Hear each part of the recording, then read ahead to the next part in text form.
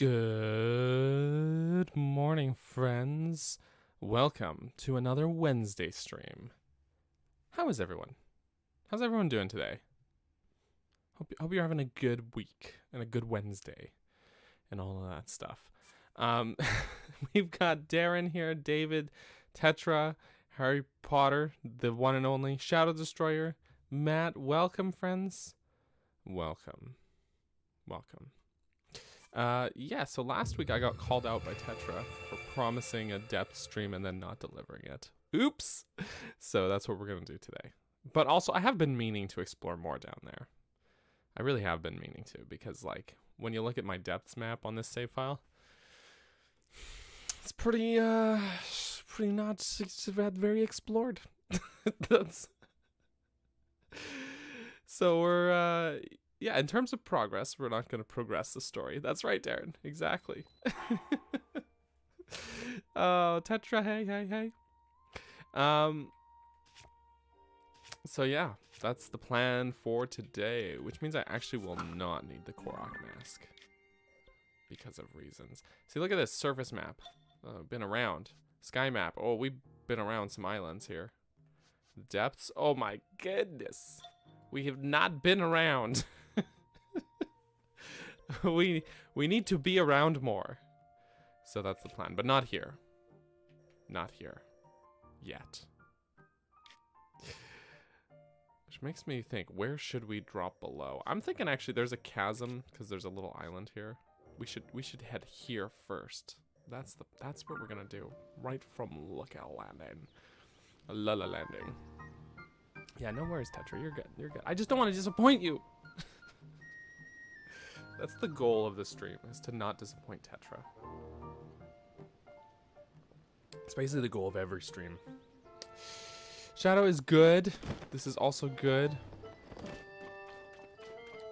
You know, things. Some people have been known to progress the main quest line. It has been known to happen. It's not something I usually do, but, you know. Let's see. I don't got them light blessings, so that's good. I have nothing to turn in, but I'm going to have a snooze real quick. Just a snooze. You're already disappointing you. Well, you're not Tetra, so I said the goal was to not disappoint Tetra. I don't care about you. No, I'm kidding. I'm kidding. I see you're kidding. I give you kidding in return. Ha ha ha. So, I joke. Also, Denny, hello.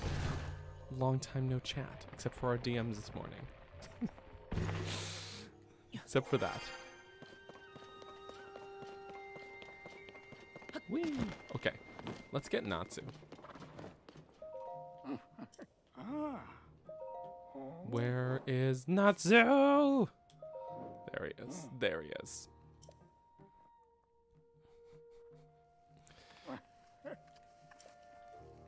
Okay, Lester. Let me just take my gorgeous horse. Actually, maybe while we're still up here on the surface, maybe I will wear the Korok mask, because you never know. You never know. Okay, so we're gonna go roughly here. I could have warped, but I'm gonna take the scenic route. We're gonna go roughly here. Actually, we're gonna go gently here. There's no need to be rough. Wink.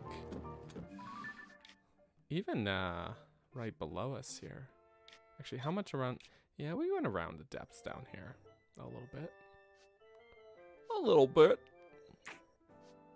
Not as much as we could have, but you know. That's fine. I don't need to leave the minimap on the depths. It's all good.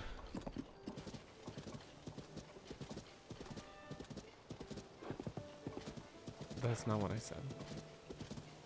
And you know it. And you know it. Oh, we're gonna pass by some monsters. Some monsters. This bow feels like kind of like overkill, if I'm being honest with you. Oh well. It's fine. It's fine. I'm gonna break all your things. Oh, I cannot carry arrows. No.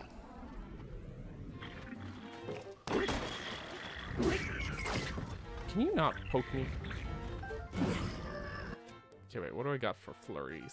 For flurry purposes. We got this guy. Kind of feels like overkill as well.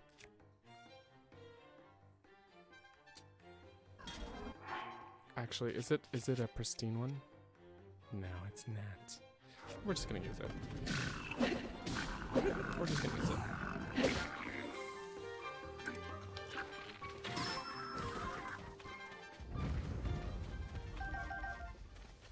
Put the wig on, Link. People are not ready for that. People are not ready for that. Why do I have a wooden? I don't want that. I do not want that. But I tell you what we will do with those, with both of these actually. Oh my word, I don't know how to push buttons. Okay, it's fine. We're gonna just take a little. Oh, I already have. Never mind. What about this one? There's one for the compendium. It's a sparkly photo. It's a sparkly photo.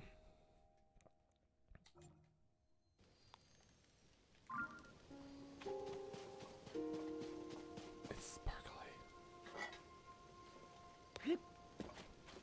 Also, I'm just gonna remind people we have a rule. Well, it's not like a hard written rule. It's like a soft rule. But it's don't be annoying. just to remind people. I won't say who.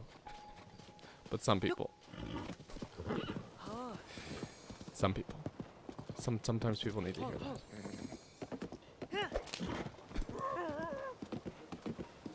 Great depths gameplay here. I did say we have to get there. I did say that. Keep that in mind. That's where we're going. Also, there's a great theme of my streams of setting myself a goal and doing things in a really roundabout way. You know what I mean?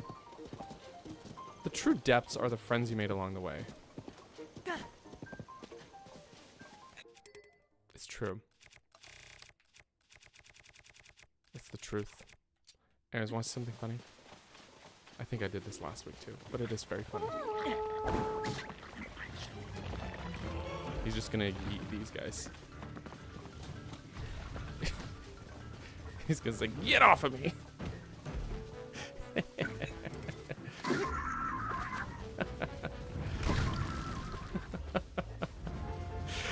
That just never fails to amuse me, if I'm being honest with you guys.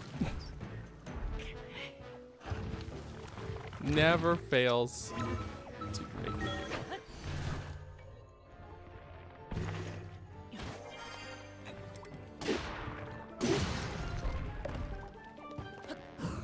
Oh, they mind. Oh, wait, that's not what I need. Wait, why did it... Oh, it must have moved up the position here. I was like, why did it suddenly not become not be beside the... You know, it changed position. That's what I'm trying to words. No amber. Lots of amber. Been here, done that. Mm-hmm.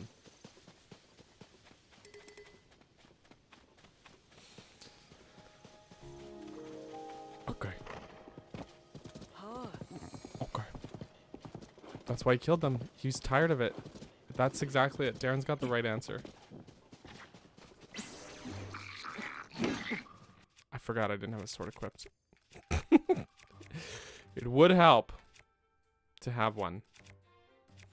Let's see. What do we got? We got lots of things.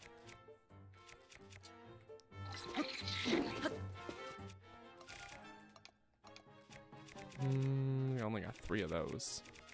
Let's go grab, yeah, one of these ones. I cannot take that out here. No, no. Let me take it out here. Let me just take it out. Let me whip it out. There we go.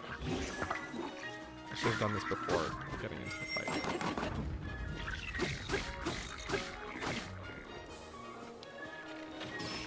Okay, there we go. So here's a fun story. Just the other day, That's true. Rin's not here. You're right. You're right, Dan. It's true. It's sad. No, the other day I restarted into Breath of the Wild, actually. Not this game. Because I didn't want to delete my 100% save file. And I know I can make another profile. I know, but I've already got 3 going. So I feel like a 4th is just excessive. But anyways, I hadn't played that game since about a month before this game came out.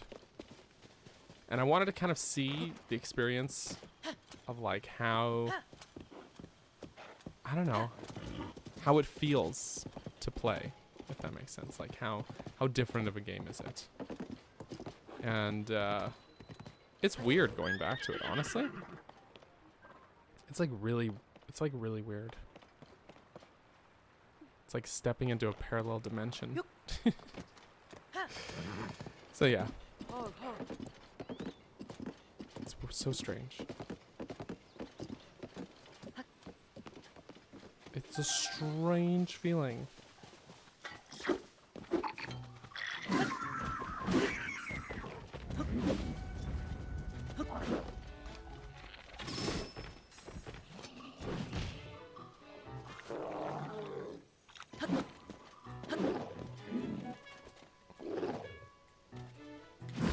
There we go.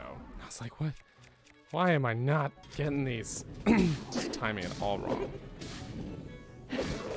There we go.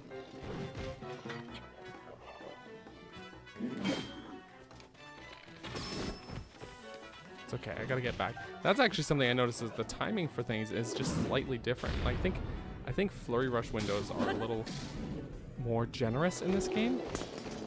As weird as that is. Okay, let's see. Oh, that's 24. That's pretty good. Let's see. How's this? Yeah, long throw. Yeah. Who needs long throw? Not me. Not me.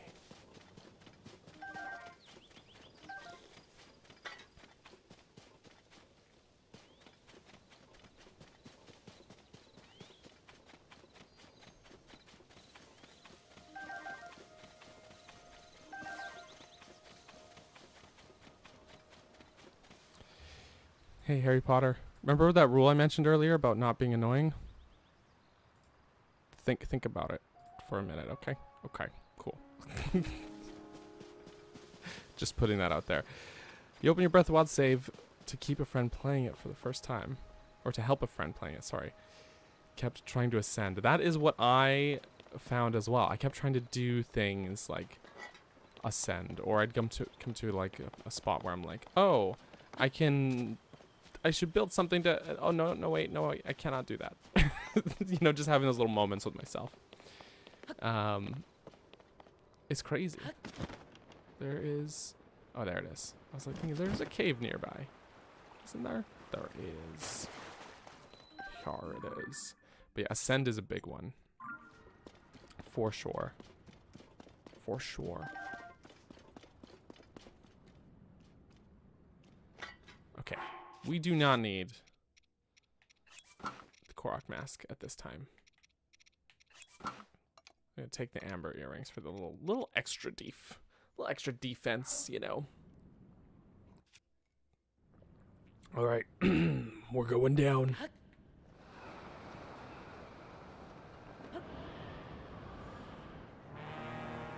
Oh lordy.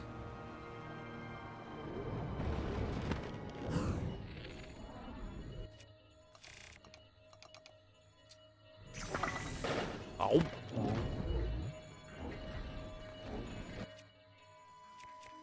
Oh good, I do have a hammer. Maybe we can make another one real quick as well, like a better one. Let's do it.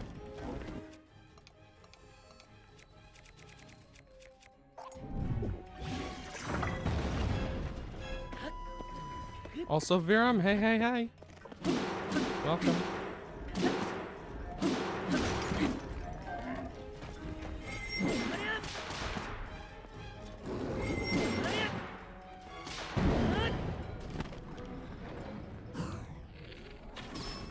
Oof.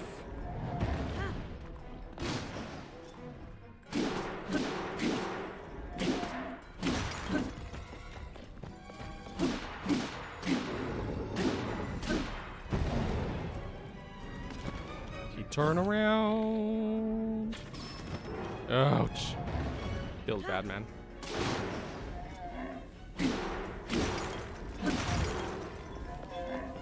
Got him. Got him good.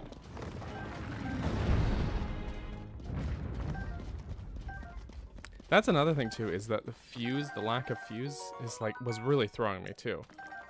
It's like every time I got a new weapon, I wanted to like stop and think about how I should, how I should fuse it or whatever. I'm like, no wait, no wait.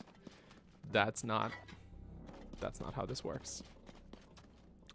You first encountered a Frox underground was, oh, I freaking love that moment though. Just like, first time you find one, it's, I think a lot of the stuff in the depths here was just such a pleasant surprise, you know, like just so like, I was just so giddy to find all this stuff because they so did not advertise it. They did not. It was great. Like there was some trailer shots that were in the depths, but like no way was it expected to be what it was. Do you know what I mean?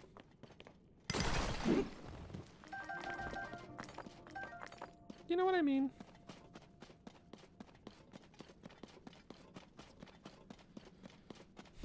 Mm-hmm. Freaked out, landed a tree. Not as helpful. Oh no. There was one, I think I took a clip of it at one point. I have to dig it up though. I have a lot of saved videos and stuff. But there was one point in this game where I was trying to avoid getting chomped by a Frox. And so they, like when you're on their back, they kind of launch you into the air after you land some hits, right? So he launches me into the air. Pull out the paraglider and I'm like, okay, I'm just gonna wait for like an opening here for a moment so that I can like, you know, wait for him to open his mouth so I can like launch some bombs in or something like that, you know? And then he jumped. He jumped at me. Really caught me off guard. Really, really caught me off guard. So, itty what itty. But it was a good laugh. It was great.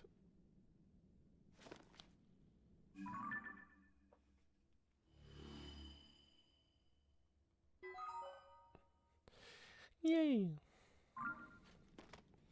Anyways, I love it down here. I love the depths. Freaking cool area.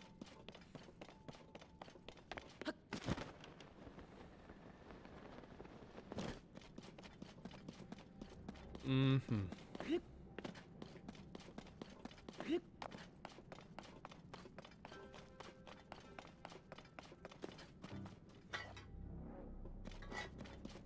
Just the vibe is so good. Vibe is important. Also, hey Adam, welcome. How are ya?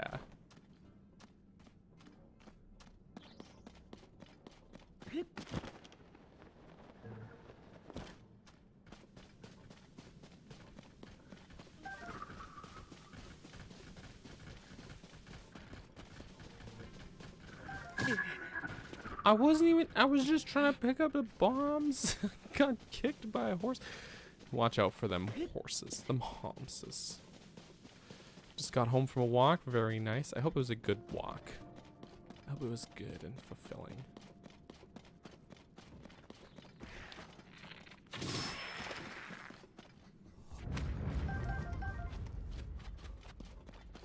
I hope you had a good time. This is looking like just a dead end kind of corner. Yeah.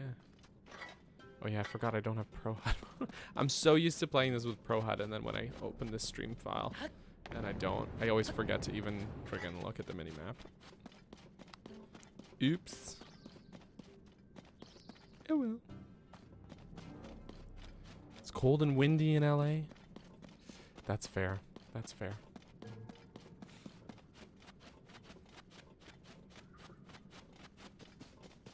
Stay warm, stay toasty.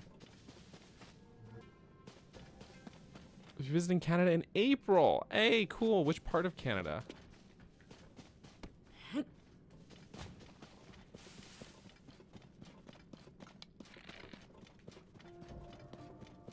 If you say Toronto. I swear to God. No, I'm kidding. Also, you don't have to say if you don't want to. But it would be cool to, you know, take a little time, go buy you a beer or something.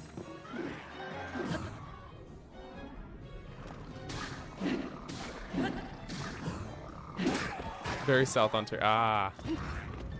Unfortunately, not anywhere close to me. Alas. It's okay. I won't hold it against you. This time. No, I'm kidding.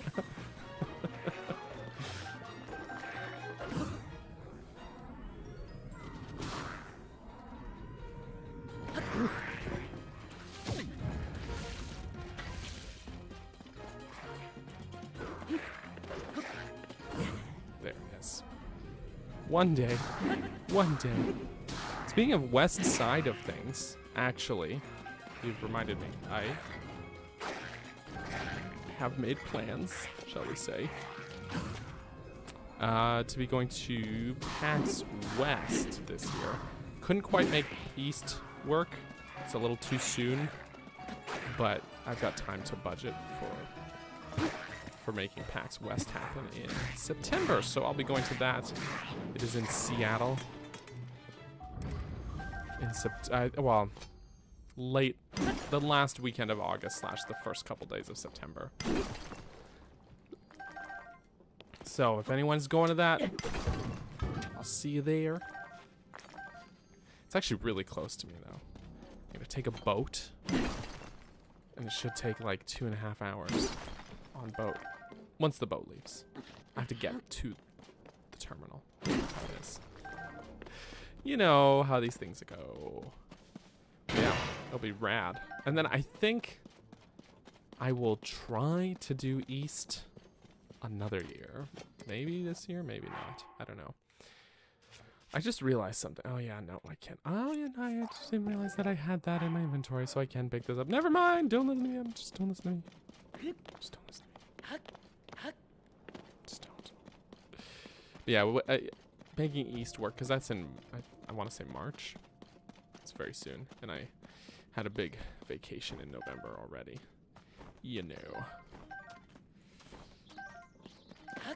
Gotta budget these things. Gotta be savvy. Gotta be savvy.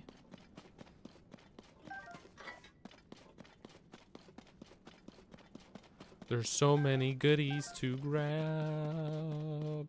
Okay, seriously, on my main, like my personal, me just playing this game for fun save file, my 100% save file that I am so reluctant to delete and start over.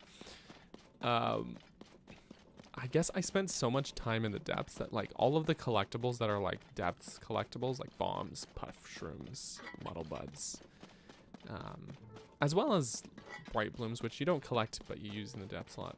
But all of those I kept maxing inventory capacity on and having to sell like several hundred at a time. I was like, I'm spending too much time down here. But there's just something about this place. I think that's about it in the depths in this little corner of the map here. This little isolated little section. It would be nice if there were little tunnels to collect, or to connect, sorry, some of them, you know. But that's okay. We should find, actually, by find, oh no, that's not, should find our way down into this next section. I cannot recall if there's a chasm near here. There probably is. Unless we just make our way all the way from Kakariko upwards. That may be it. But I want to say that there's a chasm around here. Interesting. Okay, well, let's warp out. We'll just take a look. Take a look for a chasm. We'll do it. We'll do it.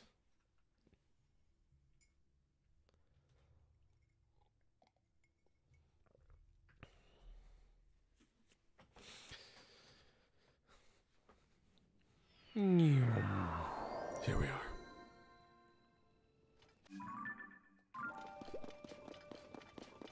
in the undepths. Bright blooms are, yeah, whenever you go into caves or Yiga hideouts or anything like that, it's just, they're everywhere, yeah. You know, thinking about, I'm not sure where the chasm would be. Unless it's in a cave as well. You know what? I'm sorry, I'm being wishy-washy. I am just gonna go from Kakariko Chasm, I think. Or tell you what, just from this, yeah, we're gonna do it. I changed my mind. I'm sorry. I'm sorry. I'm so sorry. Confusing everyone. Glory to Master Koga. Yes. The banana leader.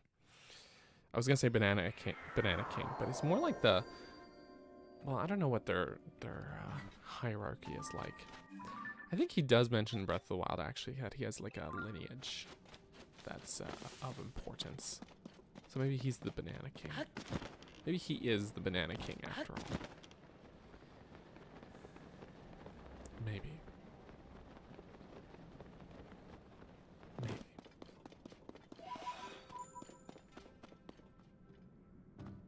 Interesting. This is the mushroom hole.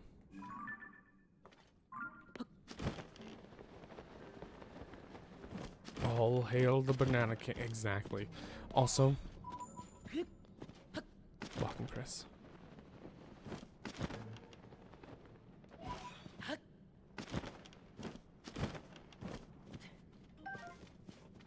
Welcome. I can't ascend down from here now. I don't think so. Just a wee bit too high. Oh, maybe. No. No. Okay. So I got rockets. No, why do I have these? I don't want this. I don't want this. I have a shield prejudice.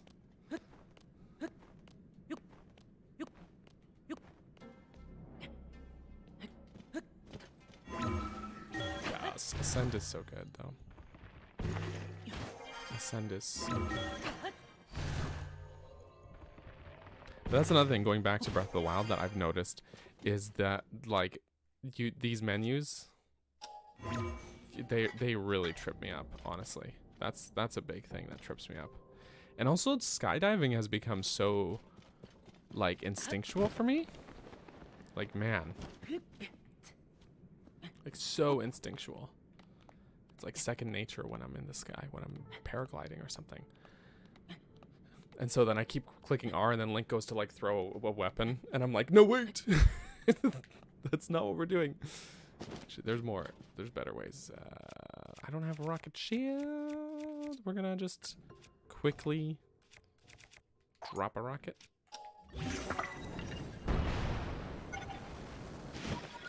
Beautiful. Beautiful.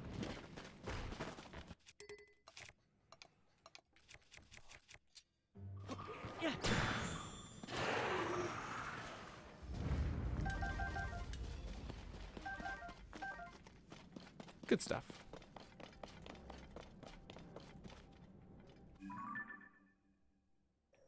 Alright, so we need to go west. West. You know what would be great for this game? I think the next Zelda game should do this. Or this game. Okay, so you know how we've got normal HUD, as you see it here, right? And then we've got Pro HUD. Boom. Pro HUD, as you see it here. It got nothing, which is great as well. Maybe I should just keep Pro HUD on. But anyways, I've seen some other games have this kind of thing, and I think it's great. I think what we need is customizable HUD. Like, just, you could have the presets, Pro, Normal, and then like custom. And the custom one would let you like choose, oh, I want just hearts, or just hearts in the minimap, but not the icons for my abilities, or for the menu stuff. Things like that. Just, I think that would be great. You know, I got the big brain happening sometimes. It's like, Because sometimes I want some information handy without having to pause. Like, mini-maps are great. But also, like, the other stuff is kind of clutter. Do you know what I mean?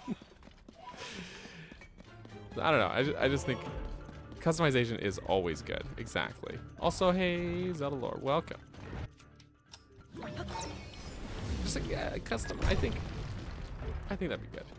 Because I do really like Pro HUD as an option, especially for content purposes.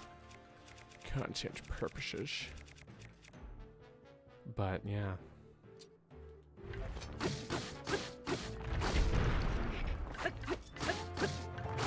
The rest of the time, it's like, I don't know.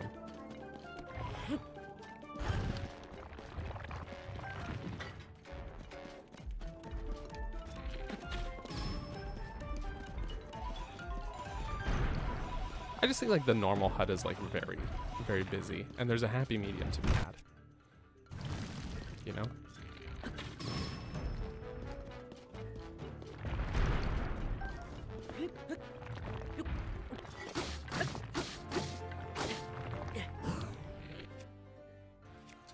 Yeah, I got a lot of these.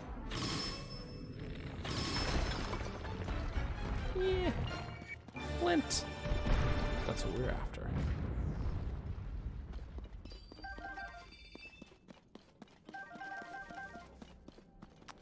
Let's see here. We got a rare Talus heart. Let's just slap it on the end of this. What jank? I don't know what you're talking about.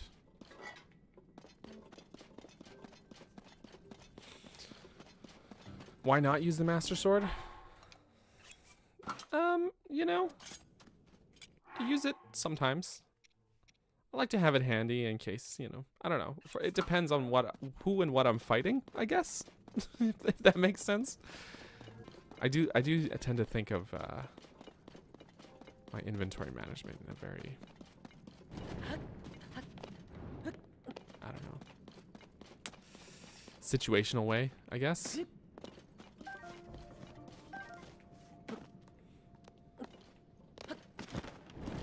So if we were to run into Phantom Ganon, for example, I would definitely whip out the Master Sword.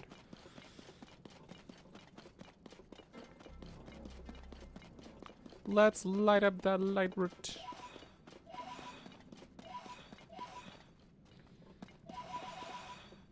Just realized I don't have Miniverse Construct on this save file. We still haven't gone and done that.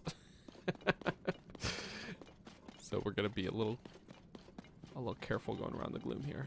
Just a little careful.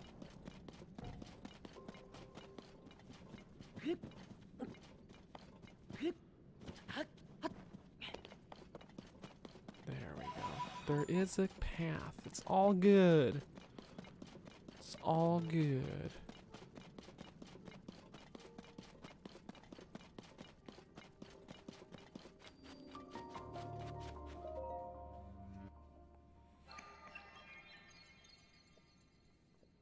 Great.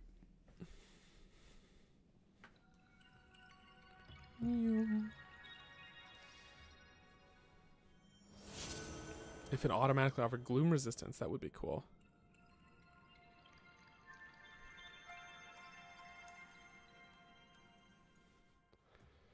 Yeah, that would be cool. That would be cool. Or if you could somehow use it to like clear gloom out of areas. Say you've got a gloom field and you fire a sword beam, and the sword beam just like cuts a path through the gloom. That would have been cool.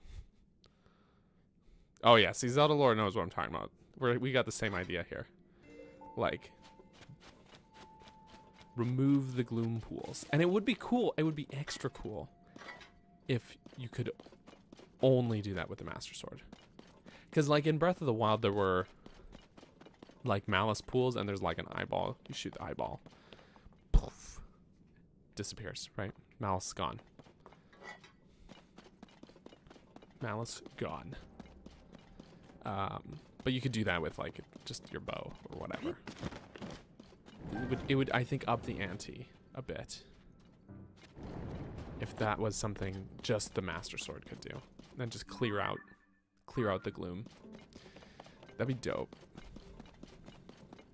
Ah, and a good way to get dark clumps. True. Little stinky baby frogs? No.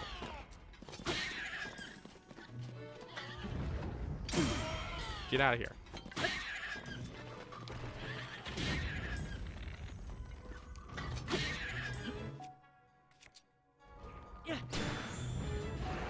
Cool beans. Ah, bright blooms. I certainly don't have enough of those. I might have to duck out and sell a bunch if I keep picking them up, honestly. Oh, no. Yeah, okay, we're gonna continue this way. I kind of want to take a look. There's like some plant life over there, which means there's probably some goodies to collect, but maybe I'll just duck over there and take a look. Purifying the land. Yeah, see? That'd be wicked.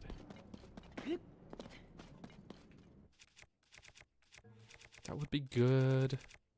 I don't have a sled shield. I guess I could make one. I don't know what the durability on these were like. I was using these two a lot for rockets, so they're probably lower. Well, they do have durability up. You know what? Screw it. Just gonna use one. And I've got sleds to spare anyways. Good stuff.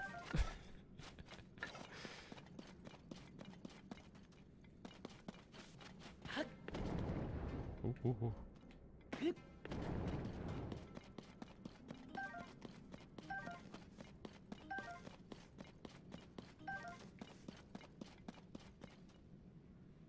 Mm-hmm. Oh, look who's over there. All right, we'll go see Queenie in a moment here. After we clear out what looks to be a monster camp here. Yeah, I think more, of course, more diversity would have been good. Absolutely. We get a little bit of that under Death Mountain, but not as much as I would have liked. But still, I don't know. I should change my shield. Just to have a great time down here, you know?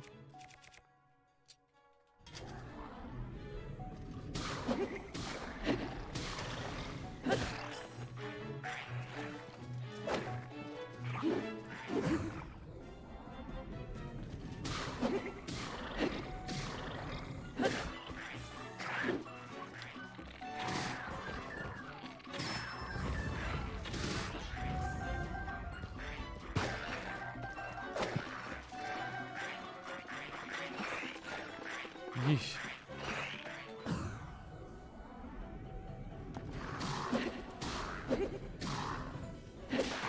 That sounds hella fun.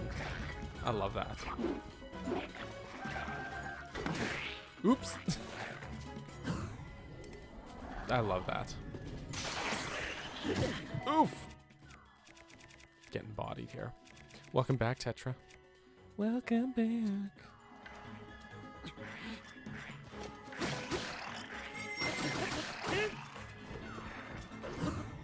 Okay, let's switch to... What else we got with Flurry? Yeah, this one's good. This'll do. This'll do the trick.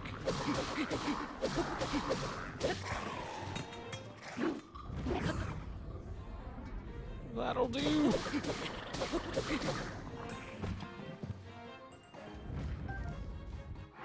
7 with durability. That's fine. It's got the durability.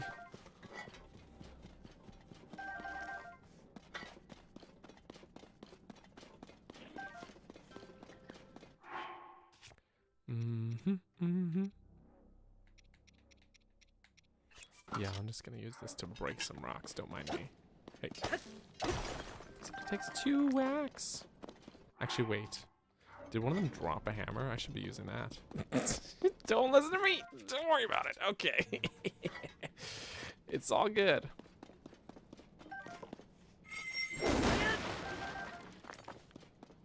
Do you think I have enough Zonite in my in my inventory? Maybe.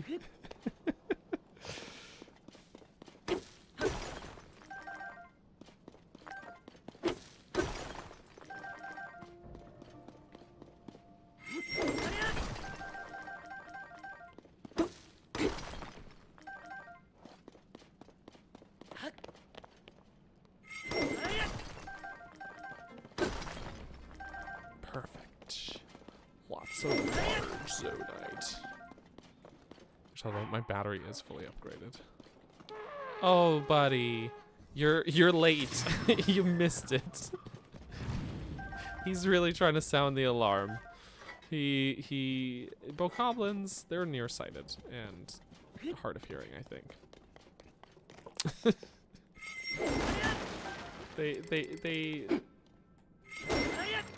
They're doing their best with what they got.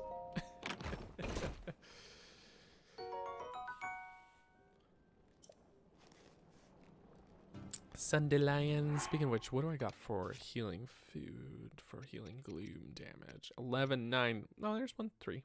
Okay, that's good. I'm just gonna eat that now. Hum, hum, hum, hum, hum. And an apple, for good measure.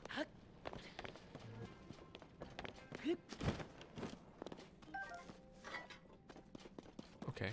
What kind of weapon is gonna be there?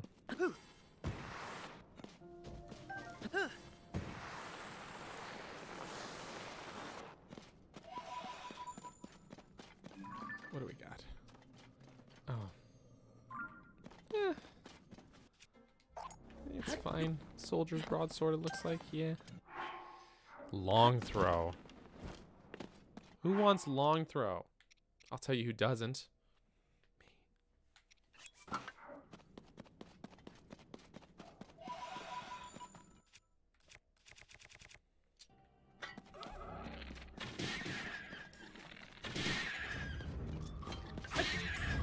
Goodbye, Frox.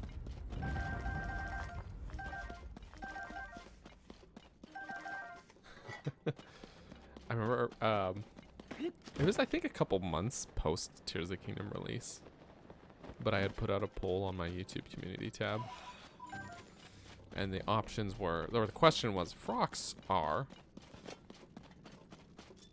and the first two options were the baby Frox, so it was like, option 1, Frox are kind of cute, option 2 was kind of annoying, and then option 3 was the was the boss Frox.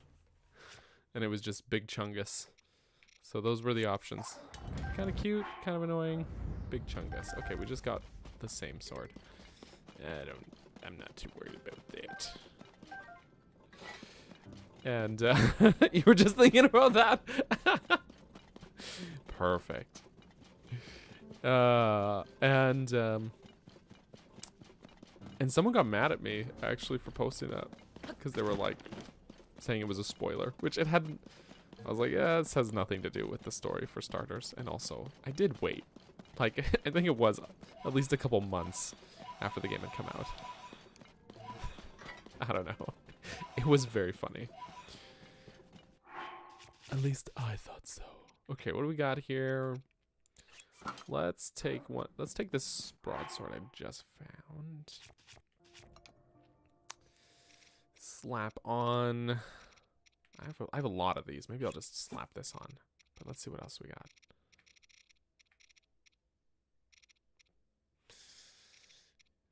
Yeah, we're just gonna do that, I think. Just because I've got a lot of them.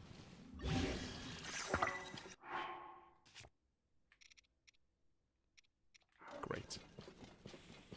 I guess we'll use Minoru. Or not Minoru. Oh my god, Riju! Although, I do want to try these with bomb arrows. I've been told it works. I know it works sometimes.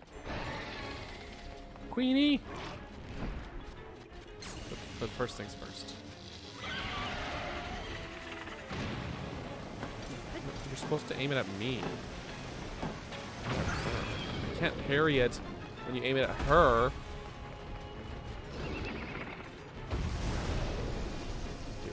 Get out the way.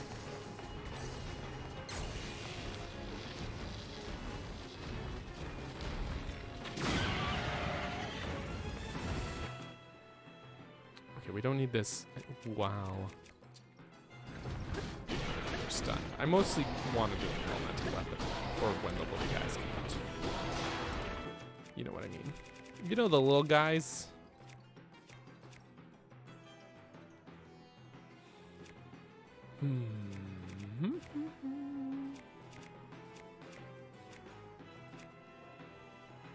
Yeah, okay.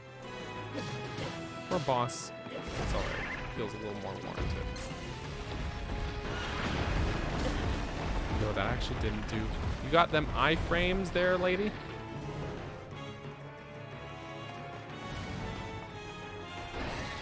Alright.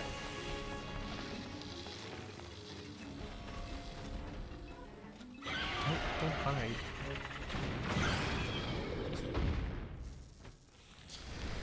Anime Girl 160191. Welcome to stream. Hi. Welcome. Alright, I'm gonna try this with bomb arrows real quick. I've been told it works, but I like to just try these things out instead of just taking people's word for it. And the verdict is success. Yeah, you really don't need her. you really don't need her. Oh well. I guess Riju's good to have if you I forgot that these guys don't have item drops. If you're short on elemental goodies.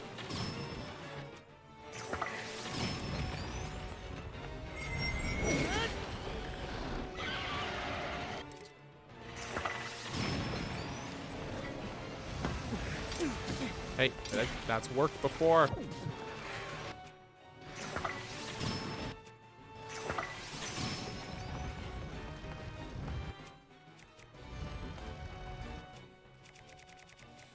Let's see, yeah.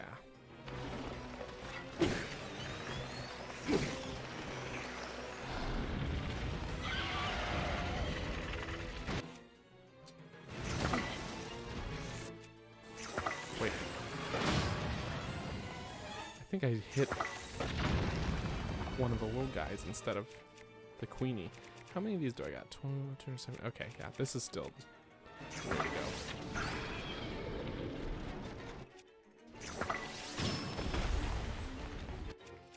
Still the way to go.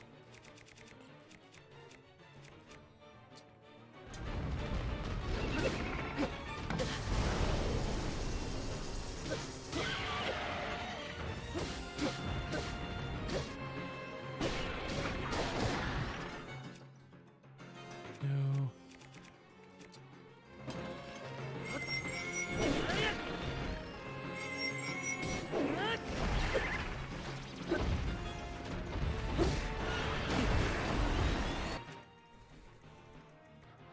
Also, that's a hell of a rumor there, Natsu. Who's your source? We gotta stamp out these leaks.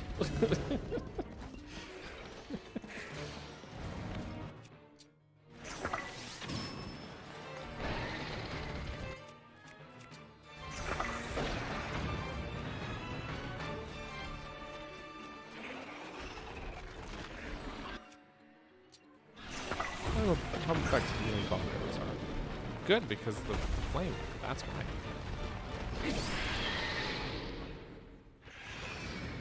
So Riju is queen. This is true. This is true. You just need her emotionally. She's certainly not that convenient. Oh. Coffee, good. Okay. Okay. Let's see. I got a thing. I'm just gonna. That's a weapon. That's a weapon.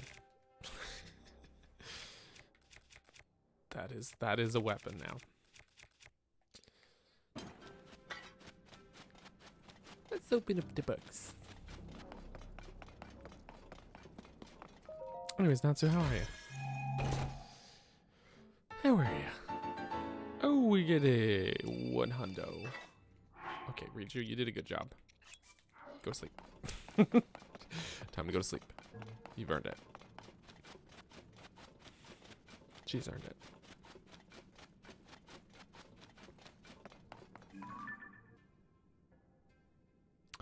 Oh. Okay. just gonna activate this light route first. Yeah. Ooh, I would have walked right past this.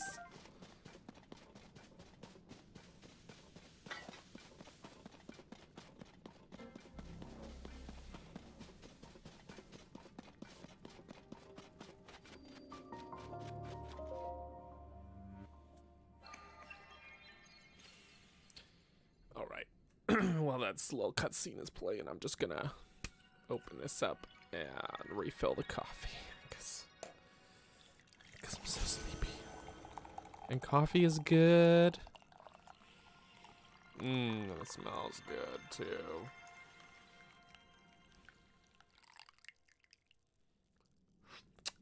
Perfect. Perfect. Bon appetit. Okay, we got some area lit up here. Magnifi. Okay. Let's go fight a Lynel. I've got this to break his armor.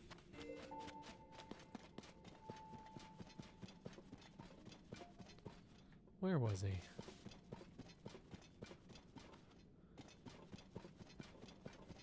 There he is. Which stable are we under? Ah, yeah, wetland stable. Okay.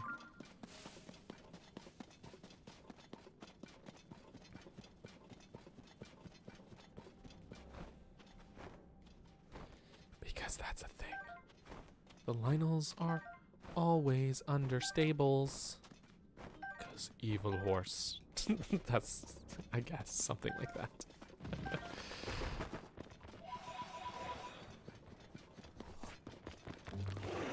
Oh, where did you come from?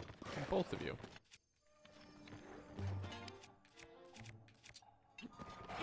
No. Denied.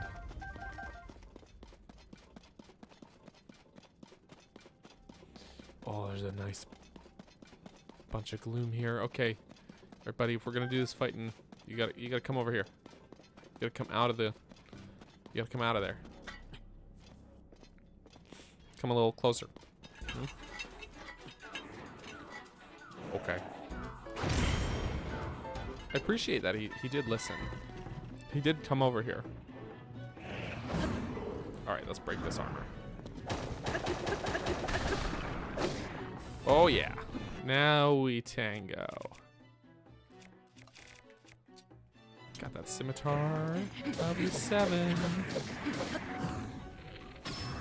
Ooh.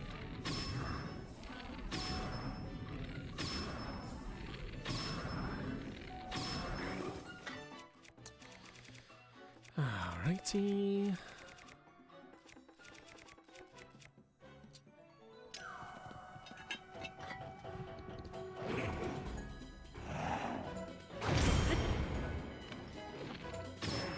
Okay, I didn't need to change weapons back. Did not need to.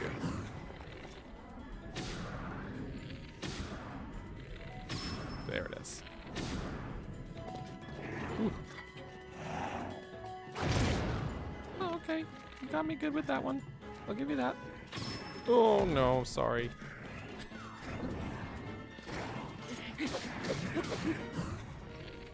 This poor guy. Acting all tough.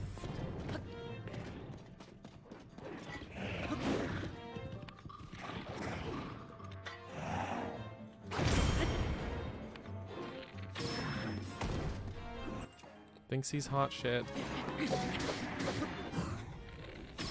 But he's not.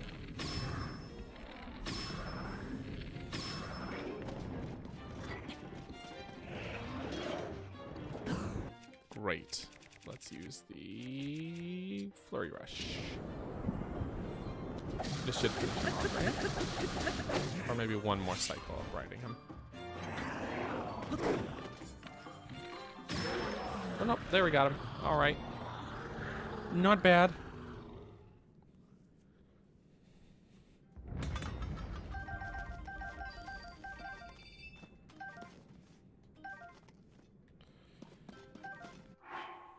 Just normal. Too bad he didn't have a shield for me. No shield for me.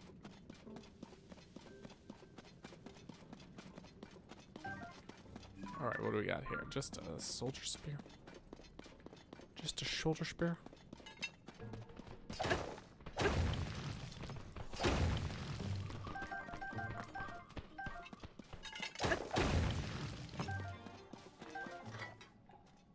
Just a shoulder spear. Okay.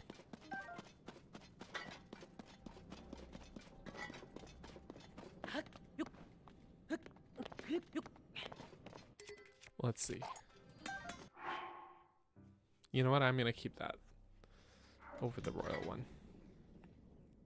It's not bad. It's not bad. Hmm.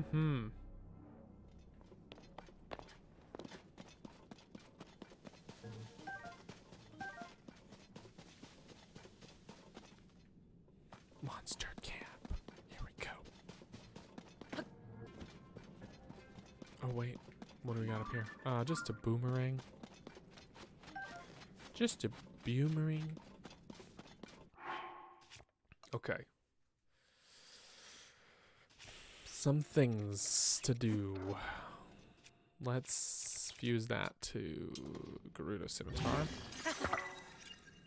Get ourselves a nice, very strong one. Great for bosses. We got some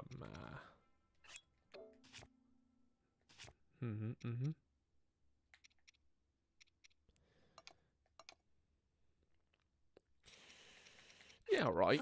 Why not? Why not?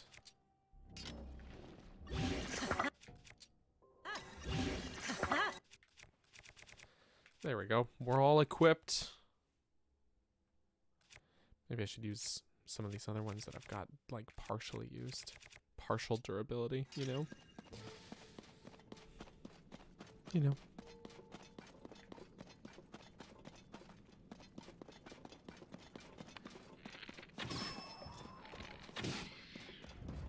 Maybe. Also, BH Godly Government, welcome. New subscriber as of Monday. Bandit mentioned me. Oh wow, actually that's kind of surprising. But nice to hear. One of his videos as to why he wouldn't do a dungeon series on Tears of the Kingdom. Oh really? Okay. Wow, okay. I guess because I'm doing that. Great, I'll have to check. Actually, could you link me to or just tell me the title, like which video he mentioned that in, because I would love to go and give him a thanks for the shout out. You know, be polite, you know, say hey, thanks man.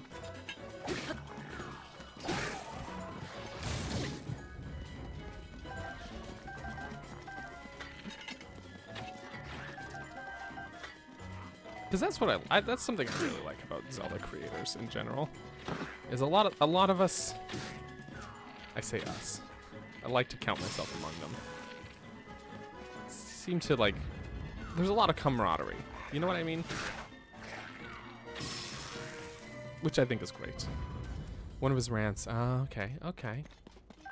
You know what? I think I have all of his rants in like a watch list anyways. So I might just have to actually finish watching them because it's so hard to keep up. That's the downside, is like I want to watch everyone's videos, but there's only so many hours in the day.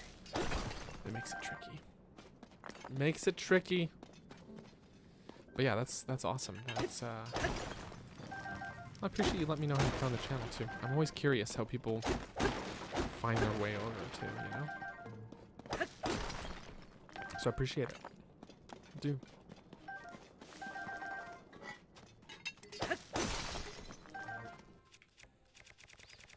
Okay, I broke it.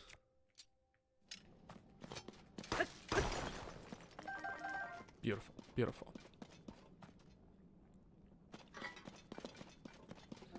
But yeah, thanks for giving those a watch there. It's some good stuff.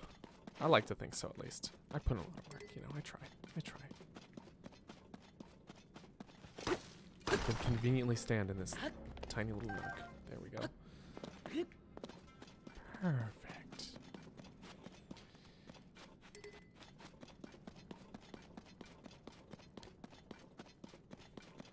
You know, GeoDragon, there's nothing wrong with a Metroid mood. It's not uncommon for me to be in a Metroid mood.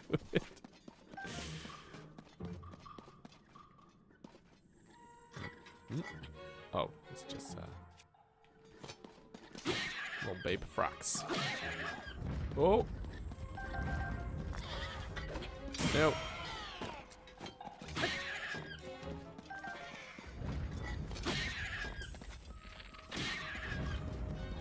Good stuff. Good stuff. Little baby frogs, yeah, they're cute. I dig them. Okay, I think we gotta keep going north. North from here. Mm-hmm. It was through the Girahim video, Darren. Oh. Oh, that was a popular one. I get a lot of requests to do more character study videos like that because, I mean, I think it turned out pretty good. I don't want to be full of myself, but I like to think, you know, the video wasn't bad.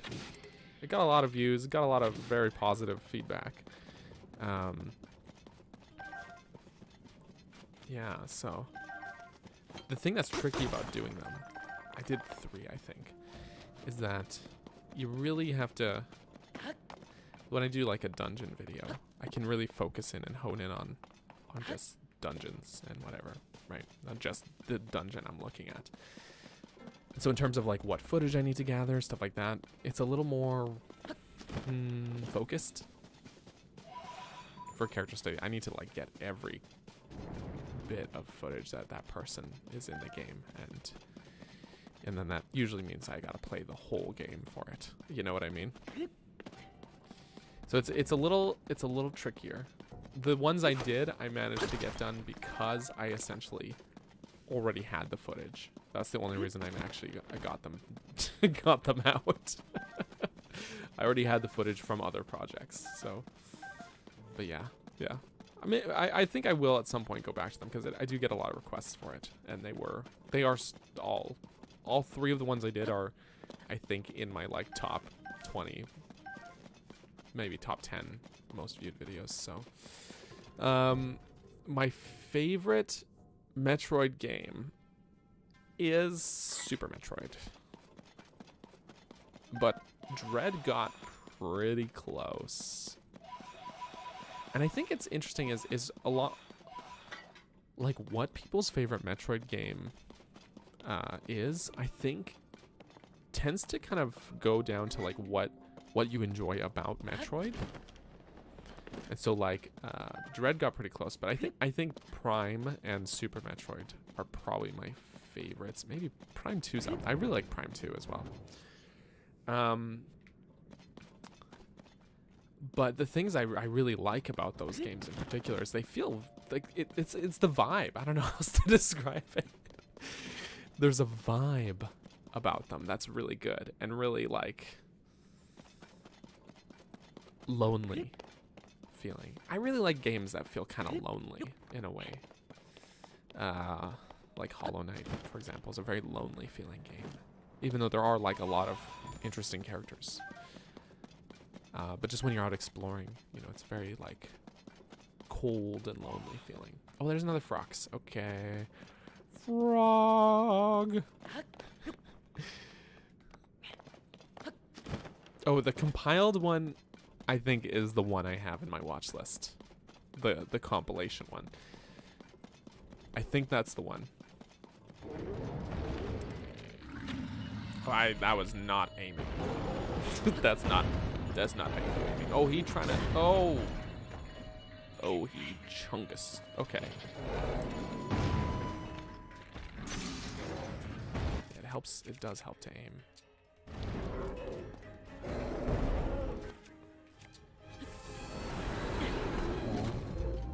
Of course, my watch later list on YouTube is actually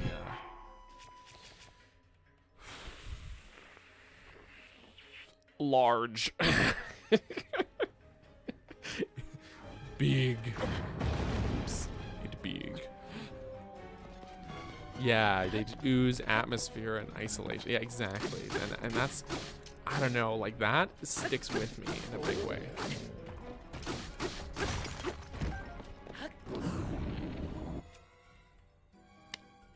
I feel that's too close. But oh well. Oh no, no, I didn't. Didn't get the ouch.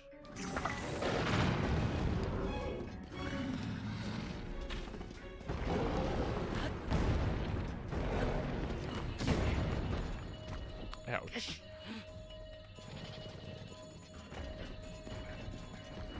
Yeah, I think it was, I think I had them individually queued up. I'm so behind on my YouTube list. And then when he uploaded the compilation, that's the one I swapped out for, basically. So I still need to watch it, I think. Because I did start and then I got sidetracked, essentially.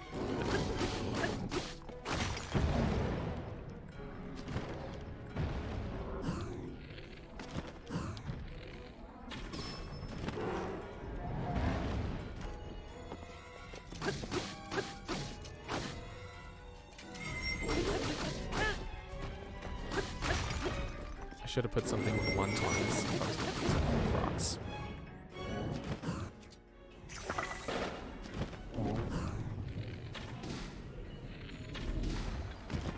Are we good? We got him.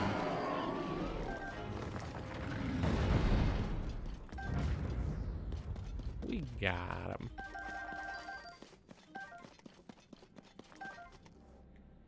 Very nice.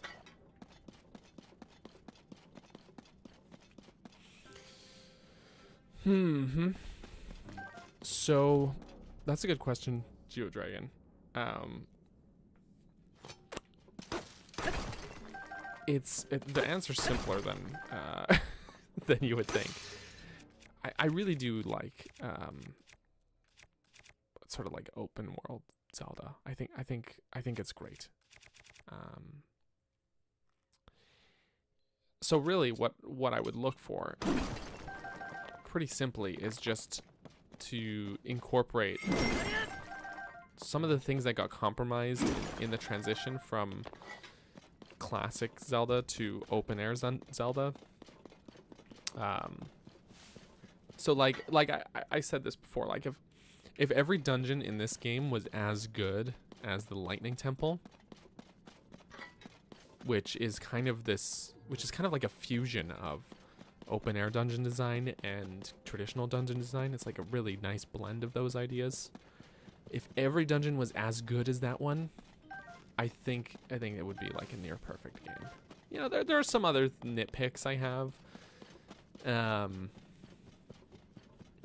But like as a complete package, you know, in broad strokes, it would be just brilliant. But then unfortunately, we got like the Water Temple, which is just like a big nothing burger of a dungeon, right? it's like styrofoam. It's just a box of packing peanuts, you know. So yeah, I think just honing in on those elements, I think is the way to go. That's a great question, though. That is a great question. You know what? Actually, I should remind people. Speaking of great questions, because I have a lot of those already, but I'm doing an sort of Q&A / AMA video that I'm going to be recording on Monday, and that I've already got probably 30 plus questions, but I intend to answer them all. But there is a community post on my community tab where I announced it Got a photo of Zelda at a campfire. Anyways, point is, that's where you can submit questions if you want your question to be featured in the video. And yeah, I will answer all of them unless they're like, you know, inappropriate. But the plan is to answer all. I haven't gotten any questions I would deem too inappropriate to answer, so not yet, at least. So yeah. Feel free to go submit there. But that doesn't mean don't ask me questions here, because I still love the conversation that comes from it. You know what I mean? Conversation good. What else we got here? Sorry, I'm just looking at what I got in the old inventory.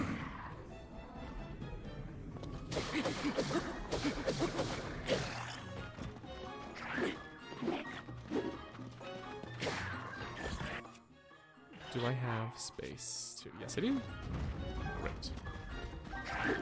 And we're just gonna.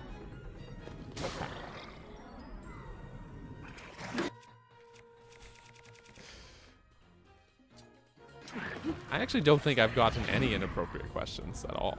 You know what I mean? Oh, who's got bombs? Oh, it's this guy.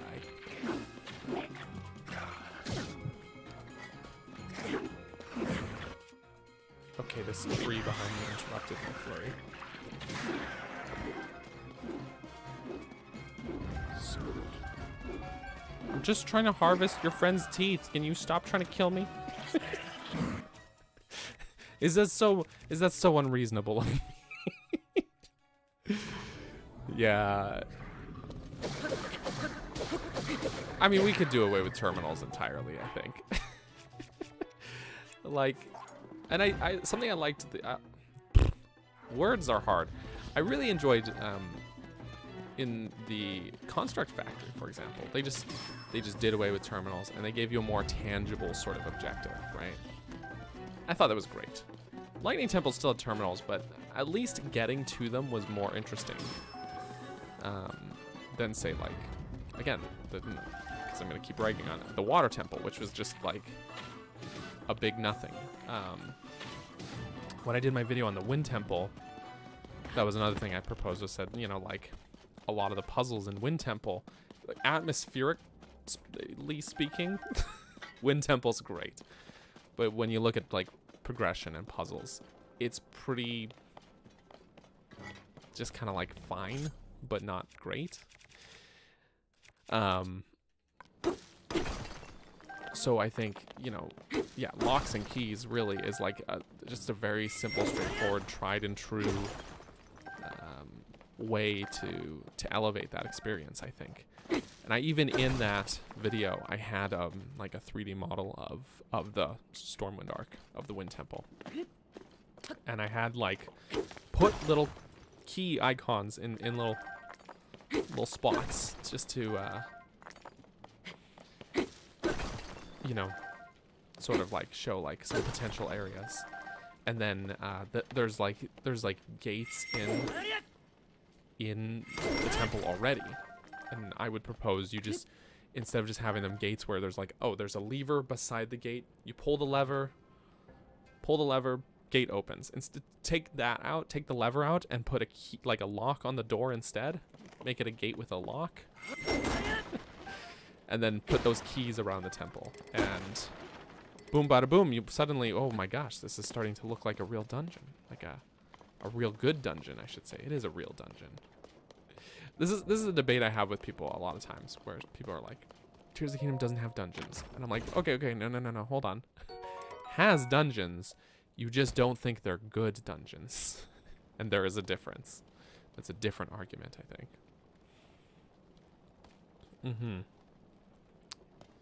What I liked about, yeah, like Spirit Temple with Construct Factory, they did away with terminals, but they still let you do, they said it's a good concept, it still lets you do sort of like, you have objectives and you can do them in any order. But it's a very puzzle focused sort of dungeon as well. Like, and I really appreciate that, because I think I don't know. Puzzles they vibe with me. Yeah, it has dungeons. They just weren't where you expecting them to be. Exactly.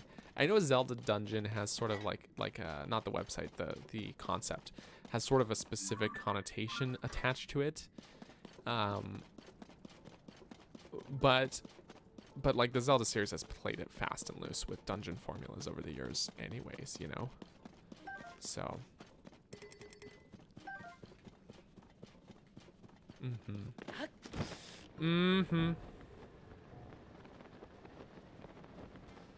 I remember, speaking of hookshot, years ago now, come to think of it, when I was still podcasting, weekly-ish, the subject of, like, would the hookshot work, and this was before Tears of the Kingdom came out, so, like, in Breath of the Wild, for example. And people would say, hey, no, it's too game-breaking. And first of all, the tools Tears of the Kingdom gives you are way more game-breaking than a hookshot would ever be. Just to put that out there. So no, I don't think it would be too game-breaking. But I argued at the time, I said, like, a hookshot would be really cool. And you can avoid it being too game-breaking by having it only work on certain materials, essentially. So you can't hookshot, and that's already how it works in previous Zelda games. You can't just hookshot onto a rock wall and expect it to, like, grapple you over there. Of course not. That would be crazy. But on, like, wooden surfaces like trees, treasure chests, or specifically designated targets, it works. Same goes for Twilight Princess's claw shots, where rather than needing a wooden surface to dig the hook into, it's more based on something the claw shot can grip to, like grates and fences, and again, you know, specifically designated targets. You can even have one. You can even have both, hook shot or claw shot, and use one or the other depending on the situation.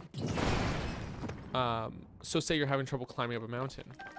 You gotta, like, try and position yourself correctly. And then, okay, well, there's a tree up there. I can grapple on.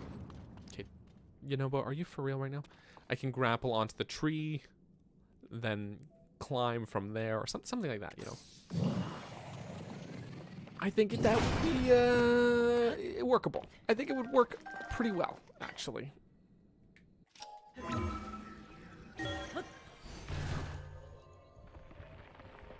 It's something, yeah, I think it would work better as, like, a rune ability or something. But I mean, at the end of the day, like, I wouldn't see it being any more game breaking than, you know, Rivali's Gale already was. Right? Like, so, but yeah, I definitely think it would work better as, like, a rune ability or something. Like an energy beam that reaches out, grapples onto something. What have you got for me? That's a Knight's Broadsword. I'm gonna be honest with you. I do not dig the Knight's gear in this game. Like, they're fine. More specifically, actually, this one's got some good stats, but more specifically, its Desperate Strength perk is kind of one of the weaker ones, if you ask me. Why do I need Desperate Strength? I don't want to be down to just one heart to activate this perk. No, I do not. Let's put Yunobo away. He's annoying me right now. He's just getting in the way. He's getting in the way. Energy Grapple, yeah. And then, you know what? Like, Splatoon has the Zip Caster. That's fun. That's just fun. Of course, Energy Grapple, then you start getting back into Metroid territory, don't you?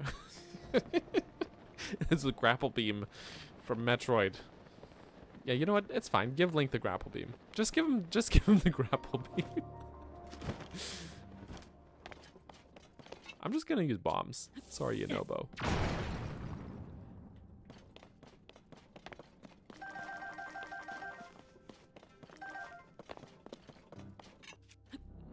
No, bomb.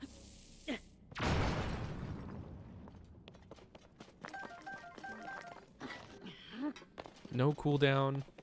No problem.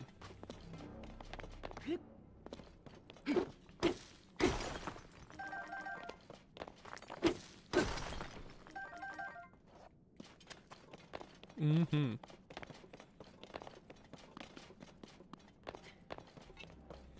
There's definitely potential in the concept for a crossover game.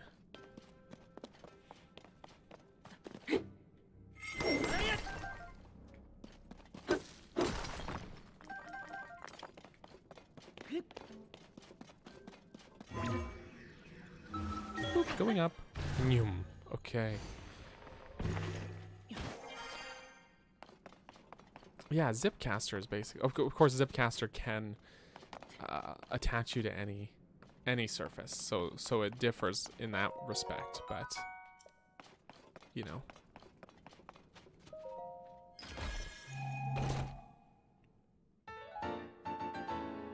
Sky Pants.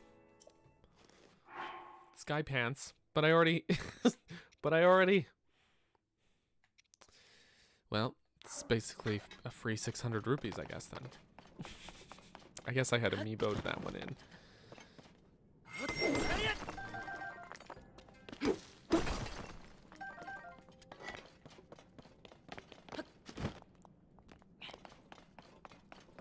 Mm-hmm.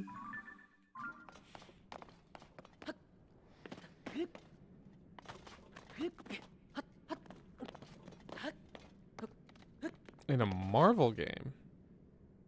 Oh, I haven't heard of that. I have not heard of that.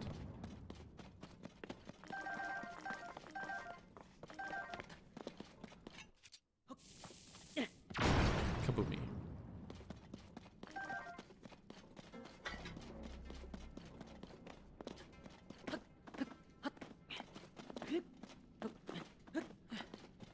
Up, up, up, up, up.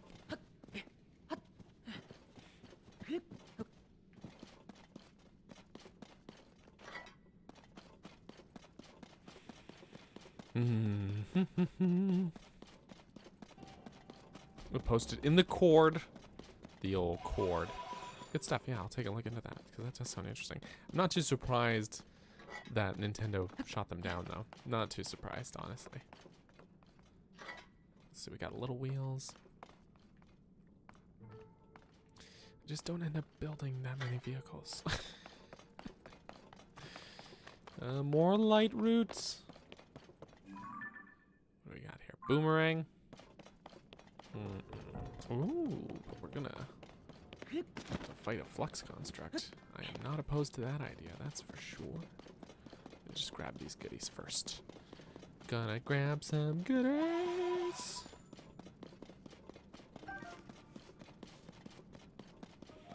Hold on.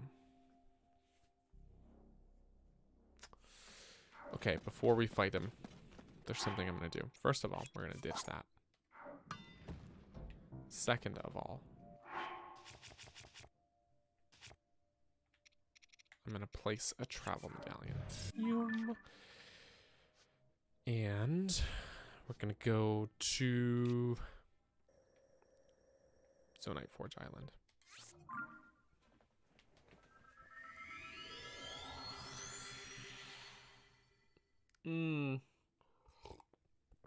What do I think of a live action Zelda movie? I'm trying not to think too hard about it. I know that, sorry, sunlight's really coming in. I know that's kind of a cop-out answer, but it's like when I really actively think about it, all I can think about is all the ways it could go wrong. And then I get kind of bummed out about it, you know what I mean? So like in general, I'm just very apprehensive, I guess. Oh, 15, that's pretty good actually, especially for a spear. Just very apprehensive.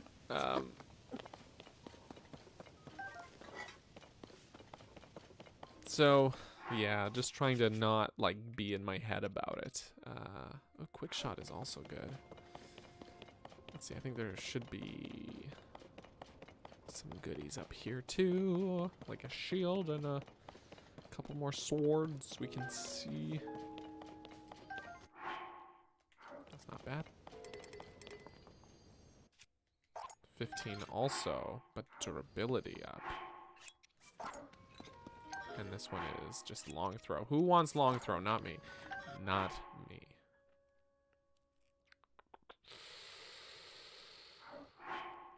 Maybe I'll ditch the Knight's Broadsword.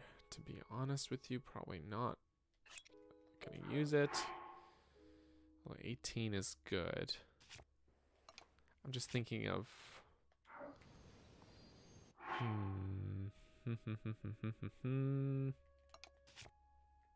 Like, I never use the perk for it.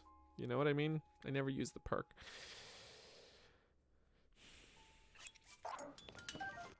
Yeah, I'm just gonna ditch it. It's all cool. Okay. I got some goodies. We're gonna go back to where I just dropped that travel medallion.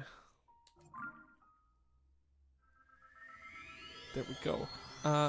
Sky Swords Alyssa, welcome back to the stream. Good to see you again. That is the thing. I know Nintendo has some strong quality control standards. And I did enjoy the Mario movie. I did enjoy it. I had fun with it. It's a very fun movie. So, yeah, you know, that's why I'm kind of just like trying to not think too hard about it, if that makes sense, because when I go into a sort of analytical mode, but like I was sort of on the train of thinking like, you know, a Ghibli-esque animated film would have been the way I would have wanted to go with it, personally. But that's me. Which one should we could put it on the spear? Oh, actually, how much was that one's damage output? 35. Yeah, let's do it. On the spear. And then when he drops his core, I'll put it on that one. Cool beans. Okay. I recently rewatched Princess Mononoke. And I'm like, this is a great film. Like, just brilliant. And in a lot of ways, like, that's the kind of the vibe and sort of like take on Zelda that I would have liked to see into film. Great movie. If you have never seen it, I highly recommend it. Really, really fantastic film. Ooh. Ooh. But yeah, I mean, like, a lot of the things I like about Zelda, I just like grapple with translating that into film. And so it also depends, like, what do you enjoy about games. Just gonna get some bloom.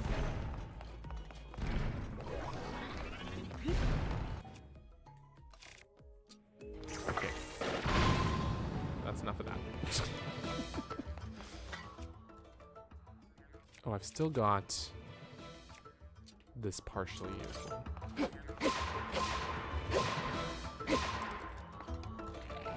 Cool.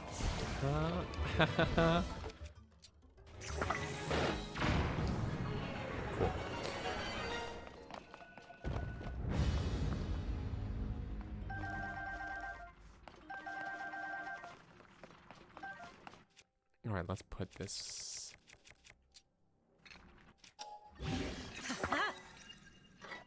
Beautiful. Beautiful. Light red time. Yeah, I think that is probably a fair assessment, Zelda, about how the movie will probably end up shaping up. It's likely to be CG reliant in some ways, which is a bit of a double-edged sword, depending on how you look at it. If they really really take their time with it, that could work out.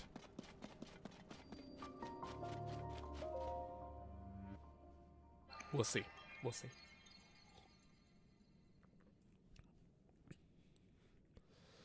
Mm-hmm. But as far as like storytelling goes, I think that a hope of mine is that they're not going to adapt an existing story from one of the games, because they're either going to have to make compromises or it's just not going to be the same. What I think the best opportunity for them to take would be to you set the story in the universe of Zelda, in Zelda canon, but you tell a story that hasn't been told yet. Even if it's one that hasn't been alluded to yet, you know, like a new entry in the games might have been. You could also make it one that has been alluded to. They could surprise us and be like, yeah, this movie's about, I don't know, the hero of men and the war of the bound chest. And I'd be like, oh shit. Yeah, okay. You know? Rad. Let's do it, you know? I don't think that's exactly what they're gonna go with, but you know, could be cool. Could be very cool.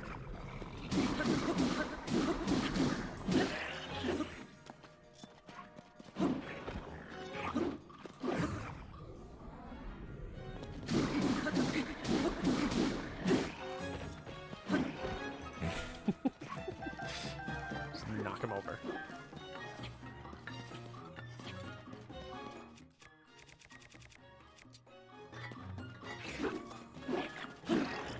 I'm just trying to actually hit him, not blow him around.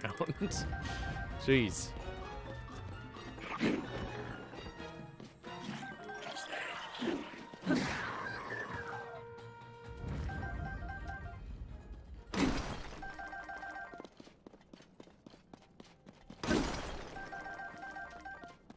So much Zonite. So much stuff. Yeah, that that seems likely. It's just not what I want. But, you know, like Ocarina of Time is sort of in many ways it's sort of like the quintessential Zelda story, I think. In many ways it's the quintessential Zelda game, but you know, narratively speaking, it hits all the, you know, the Zelda, all those beats. Mm-hmm.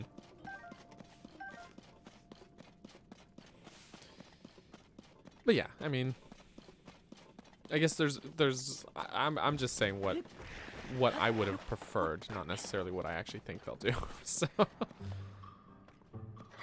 which aren't the same thing. Because honestly, if it were up to me, I probably wouldn't have wanted, or I definitely wouldn't have really. I haven't been a vocally pro Zelda movie.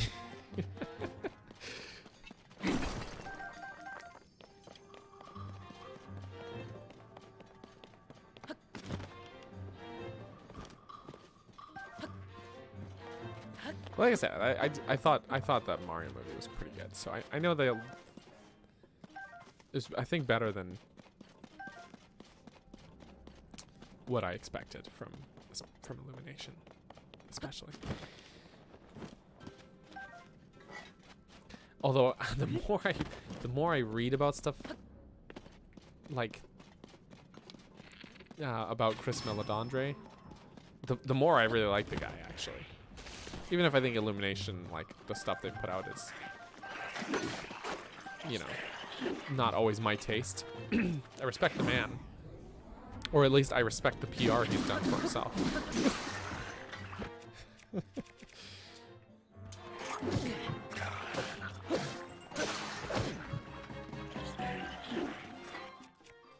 He's done some good PR for himself.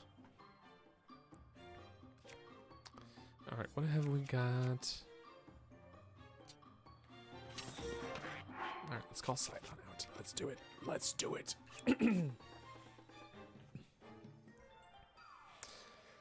probably may not be familiar with the games. It would have to serve as an introduction. This is true. But I mean, how many games serve as a viable introduction? Like I think you can have your cake and eat it too there.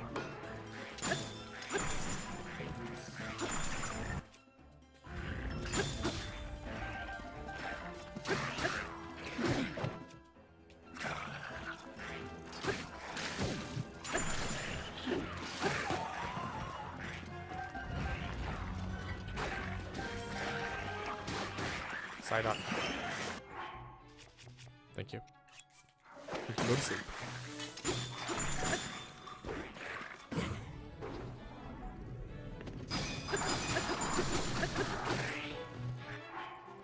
Just gotta use that water warrior.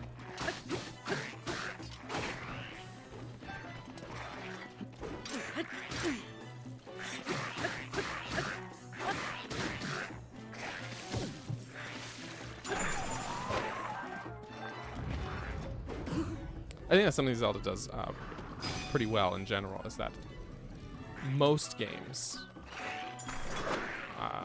are made in a way where it could be your first Zelda game, and you don't have to like do your homework.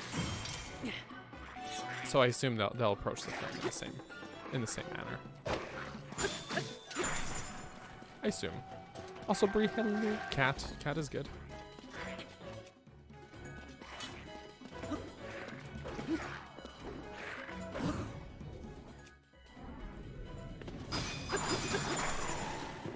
Cat is good.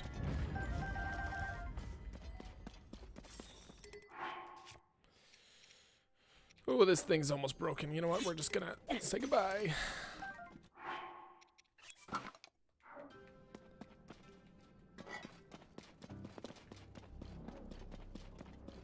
And now I'm gonna use this to break a bunch of stuff.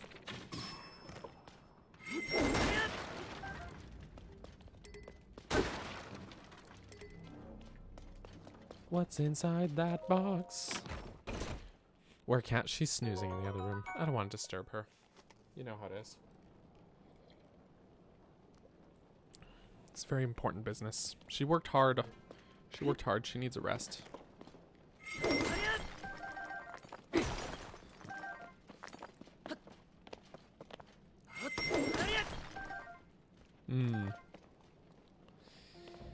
Twilight Princess is an interesting case because, yeah, well, initially they were gonna do Wind Waker 2, and then they changed their minds, and then there was gonna be like a third Hero of Time game apparently, and then they changed their minds again, and kind of is it just follows that line of timeline, I should say. And you've got the hero shade and stuff. But yeah, it's interesting to see how they how the game's story and its sort of setting and its focal point sort of evolved over time during its development. That stuff always interests me, you know, like I can't help but wonder, like, oh well, what would have it been like had they not, you know, changed direction with it. I should scoop my travel medallion back up. That's a Yiga place. We should go there.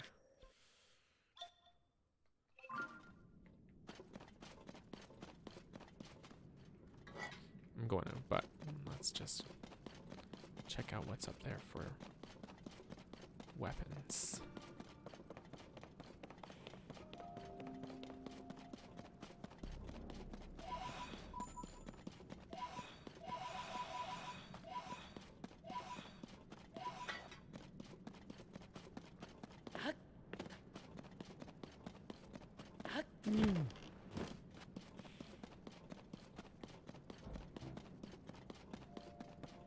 And there's like, Zelda games tend to have a ripple effect when they take shape as well. So like, that's true. We did still get Wind Waker 2 in a way with Phantom Hourglass. I would love to see them kind of, well, like, you know, give it a remake, the remake it deserves. But I don't think it's gonna happen. But I would like it if it did. But yeah, Zelda games tend to have kind of a ripple effect on like an impact on future games, right? Which is cool. It's always great to see like how the games sort of evolve. But like A Link to the Past sort of set the gold standard for how future Zelda games should be, right? At the time that it came out. And so had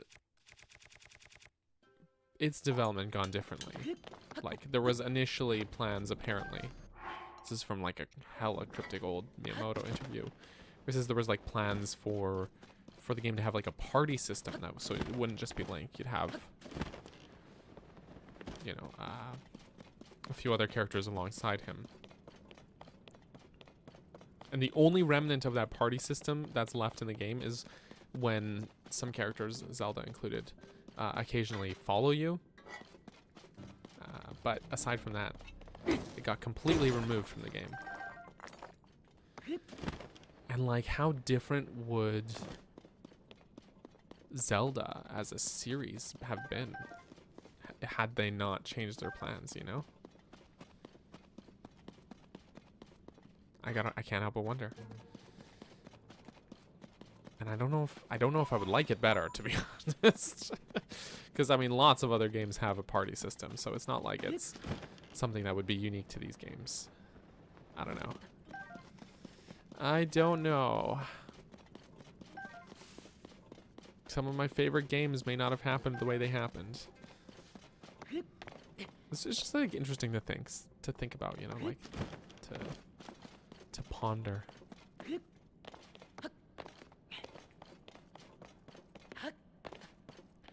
Well, that's convenient.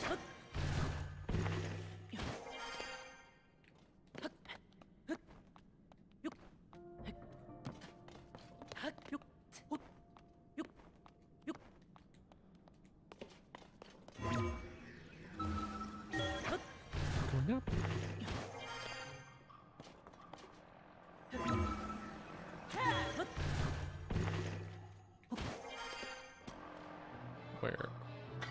Where ye go? Oh, there he is. Where?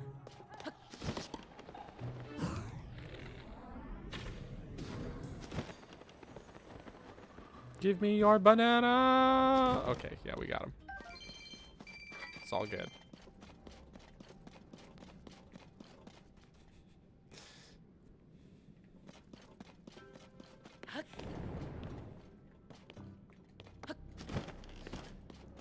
It does kind of have a party system, yeah. I just mean, like, would they have designed things the same way, though, you know? Everything could have been different if things were different. I know. Very insightful. Very insightful of me. If things were not the same, they would be different.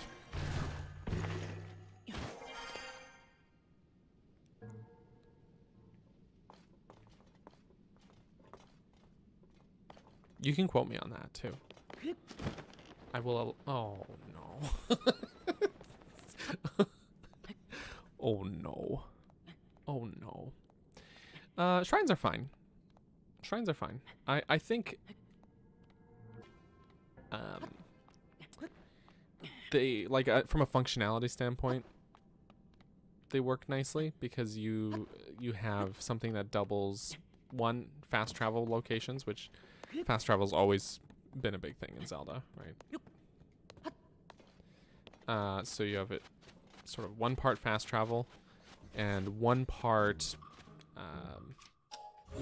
you know, to stand in for finding heart containers or heart pieces in the overworld.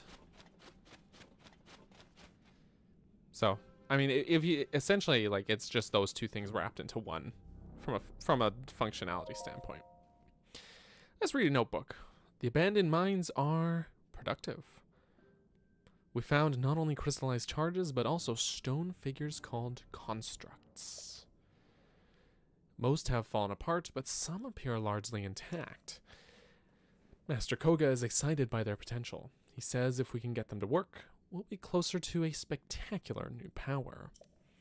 He sent a reconnaissance team to a location in South Hyrule Field called the Great Abandoned Central Mine. If Master Koga's predictions are correct, the day we achieve our ultimate goal may be close at hand. Glory to Master Koga.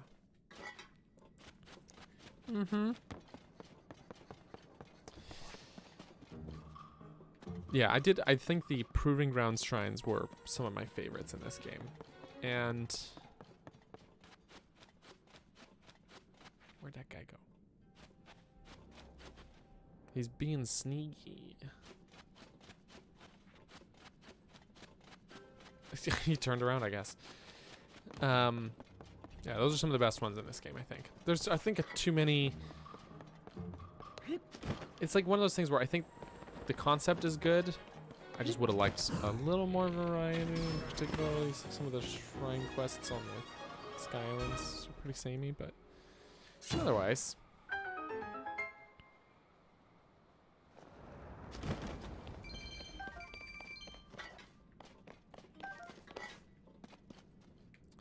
Where did his little wing thing land? Oh well, he's gone. We're just gonna get up there. We're gonna do it this way.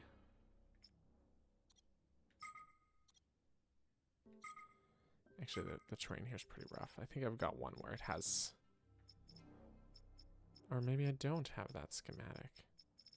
That's probably why I saved this to fails.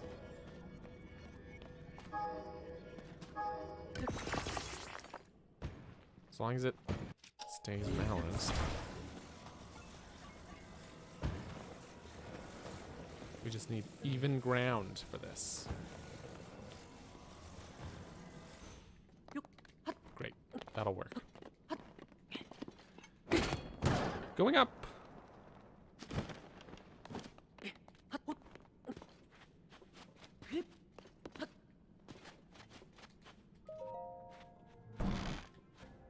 Good stuff. Good stuff, good stuff.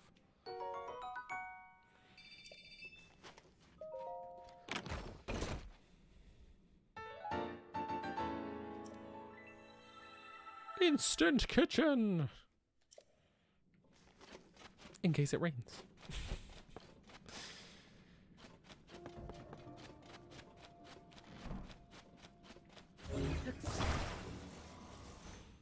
Oh. I cannot pick up any more of these. Ah! Let's try and get all three in one go. Nope. Okay. At least we got bananas. Bananas good.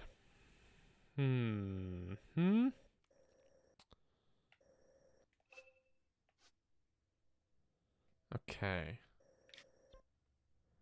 I think.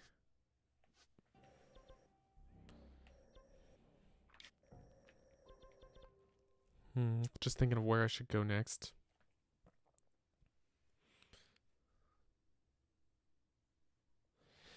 Oh, no problem. No need to apologize there. It's all good. I'll probably watch it at some point anyway, so I'll figure it out when I do, but you know.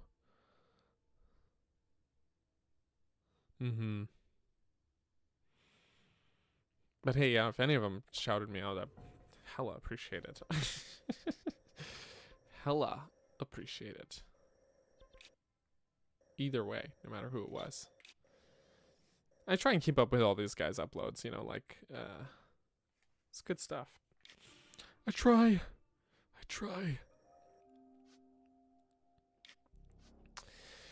Just looking, because I'm basically at a dead end in the depths here, just looking at where else I should be exploring to next. Maybe I'll start here. I'll like warp to here and, pardon me, sorry. Just kind of move along here. I was like, oh, was I down there? But no, I wasn't. That's what I'm gonna do. That's what we're gonna do. It's also possible YouTube just suggested. That's always a possibility. All right, before we go any further. Oh, so we're joining Tetra on her run. Lovely. We're going to take a quick bathroom break here, folks, because of reasons and all that coffee that I drank. So everybody go pee. We all go pee together. Together but apart. You know, camaraderie. We'll be RB after these not messages. We'll be right back.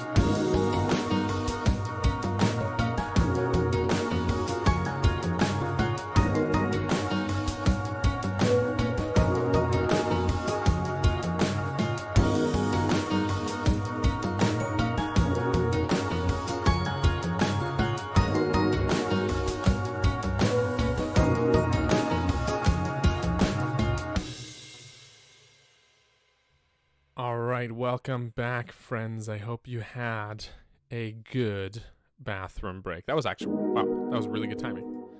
That was really good timing. This is the wrong layout. Okay. Oops. Hope you washed your hands, guys. I hope you washed your hands. Oh, let's let these hearts refill. Let's let them fill on up. Righto. Alright, we're gonna go east. Not yeast. East, not yeast.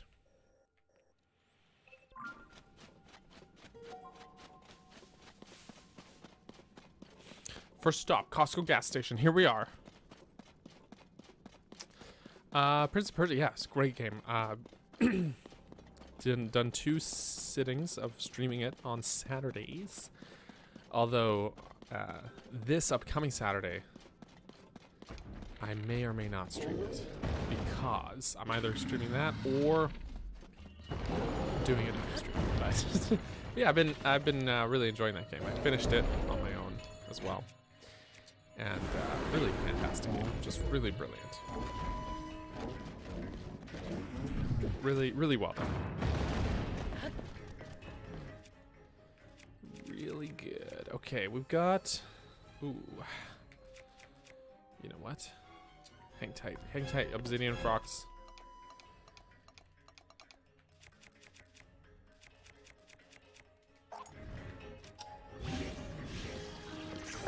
Okay. Now we're in business.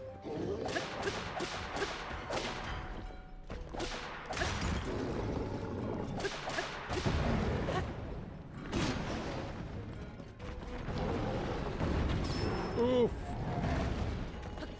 Right in the eyeball.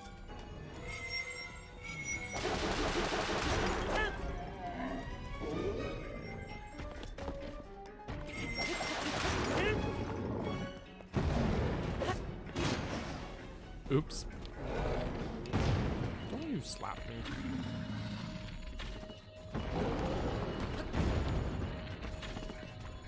I'm gonna get his eye at some point. That's a hungry guy. He's been. It's all good. I'm just gonna suck for a moment.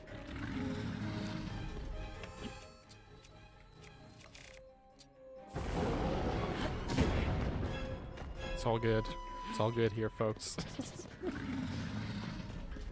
You jump. You jump. There we go.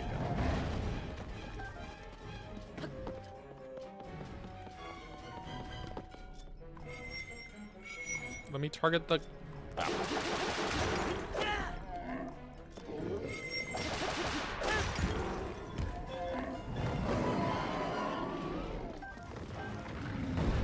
Got him.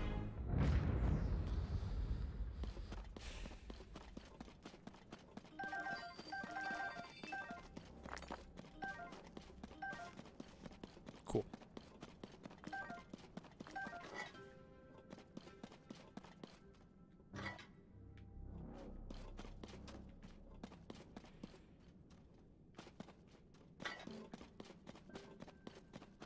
Usually these guys are... Oh yeah, there it is. I was thinking near a big zonite sort of ore cluster, but... Yeah. He is in fact. Mm-hmm.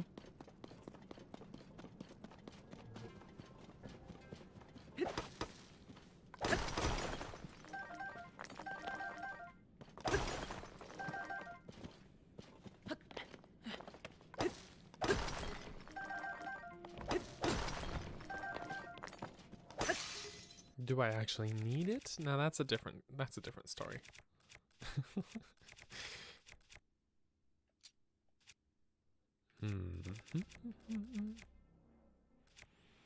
I've got this one too. Let's do the same thing. Especially because there's a Talus up ahead, so.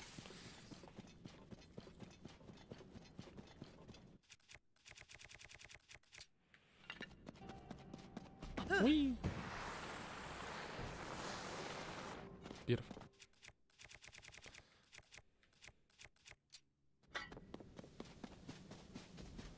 Mr. Talus.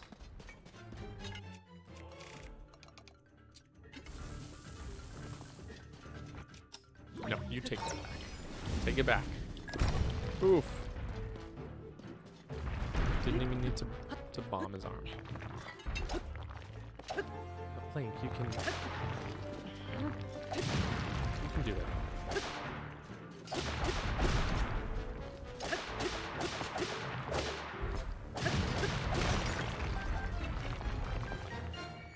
And that takes care of that.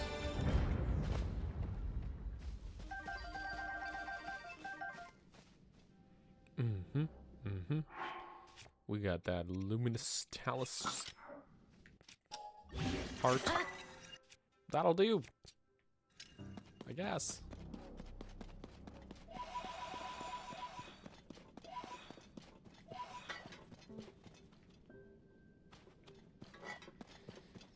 I maybe need more Poes. I've only got 2,000 of them. These poor lost souls.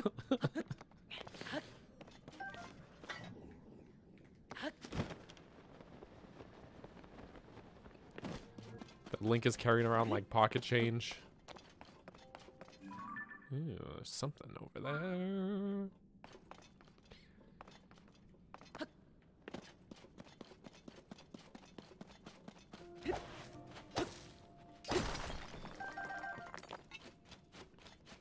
Mm-hmm.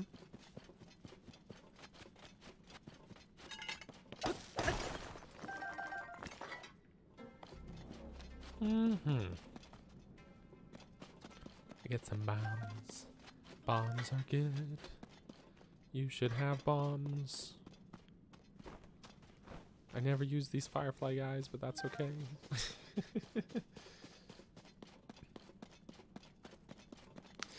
Yeah.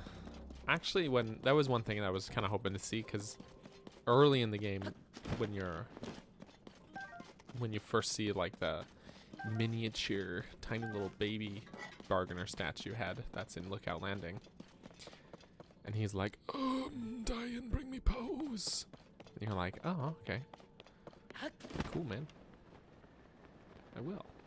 And you're like, and my brain goes, oh, that's just like a Twilight Princess. Except it wasn't. I cannot carry any more of those.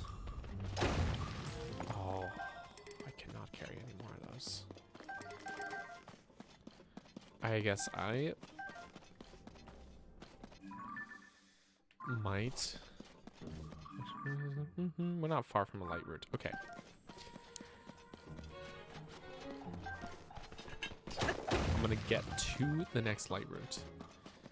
And then I'm gonna pop up to the surface and sell a bunch of bright blooms.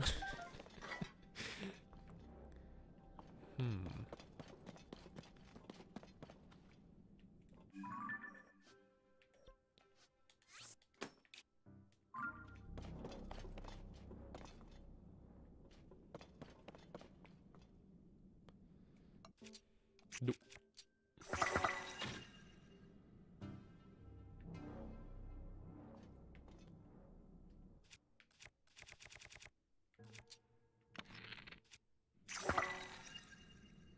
But I'm also going to use some.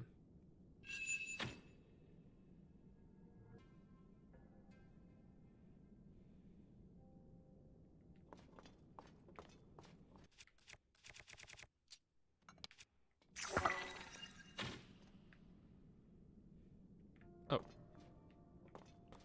I see. I'll just go pick these ones up.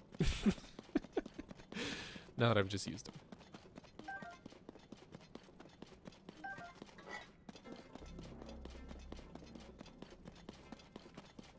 I think that the light route I'm going for is going to be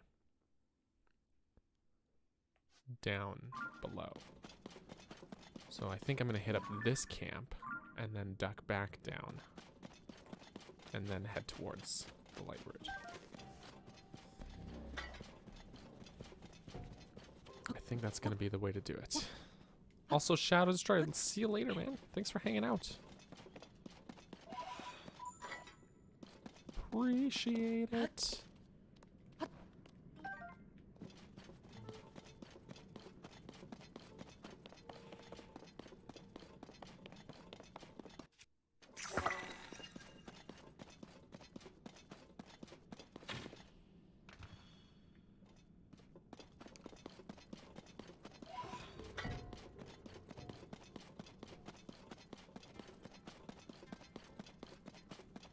Just gonna pick up these bows too.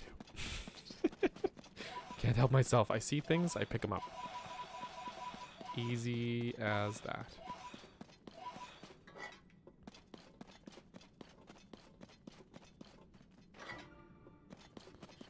Mm-hmm.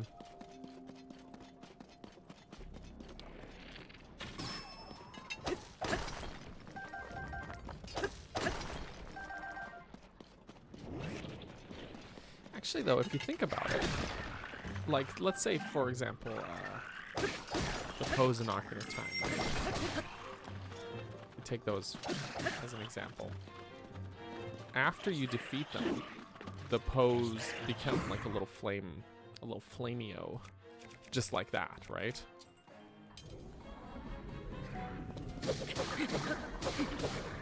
So, in a way, really what we're seeing here are the pose in this game.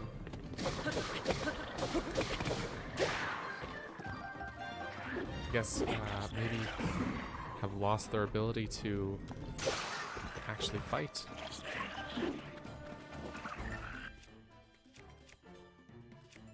Perhaps. No, not that one.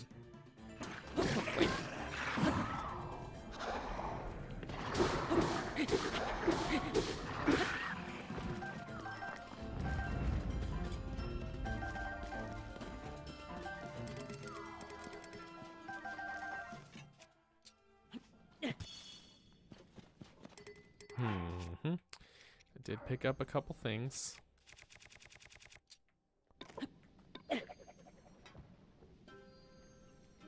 This one is pretty good looking. Boomerang? Yeah, sorry, boomerang.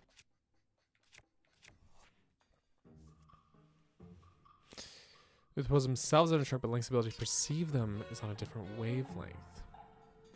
Now that's an interesting way of thinking about it.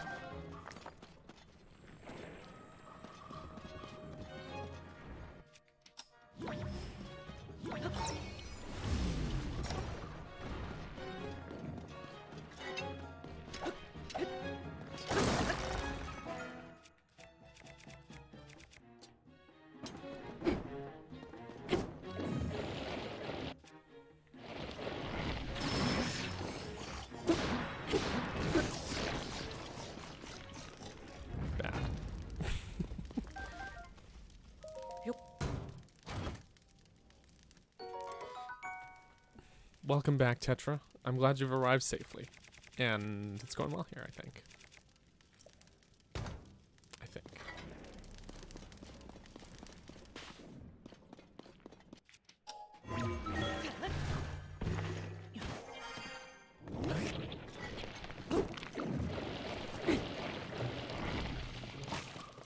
Okay, hold on. Let me try that again. There we go.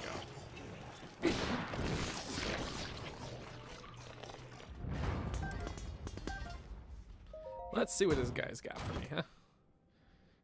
It's just an 8-fold blade. I don't need that, but thanks.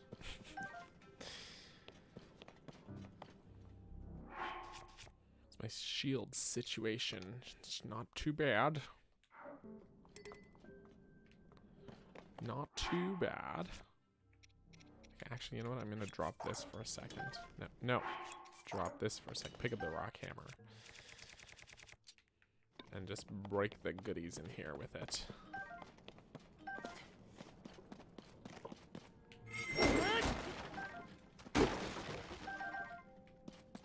Get them goodies.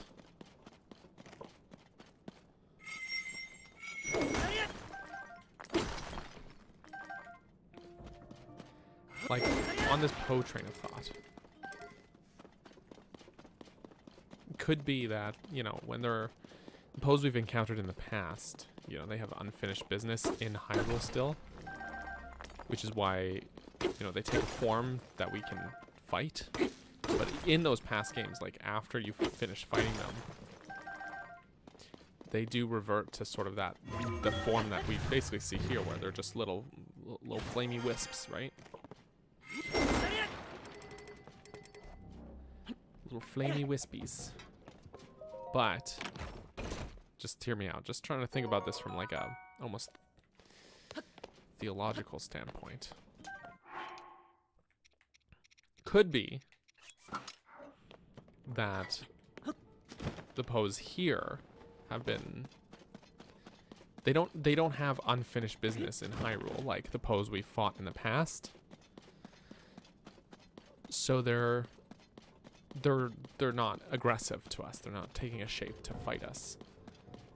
They're trying to move on to the afterlife, but they just haven't been able to because of whatever's going on in this game with the depths and the upheaval and all that. So they're not aggressive, but they're still pose, right? Because I think previous games descriptions have talked about pose being like lingering spirits with regrets that are keeping them tethered to the world of Hyrule, right?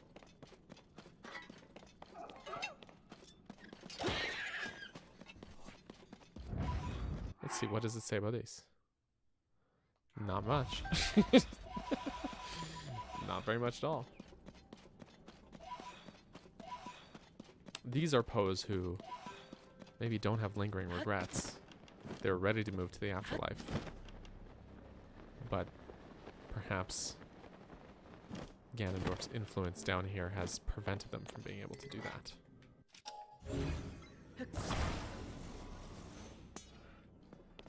Perhaps. Just speculating. But yes, we can absolutely talk about Gleeoks because they do look freaking good in this game. Now, I really like fighting the Gleeoks, honestly. I really do. And they just look fantastic. Just fantastic.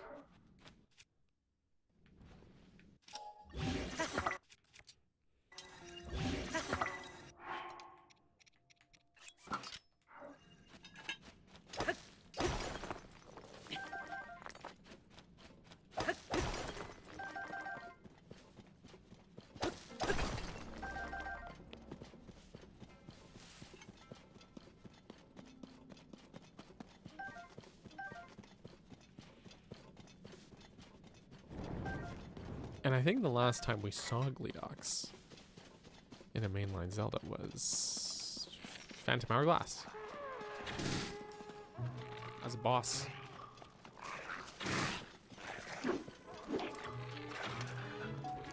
Hey.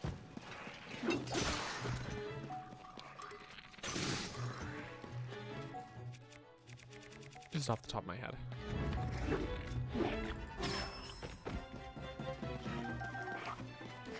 These choo-choos they're very confused.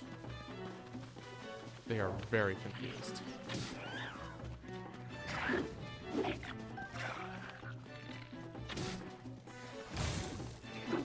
I was hoping to get that guy in the little electric burst. It didn't work.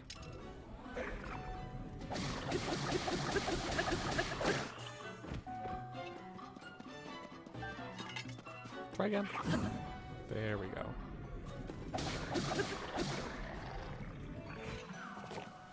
In Oracle, yeah.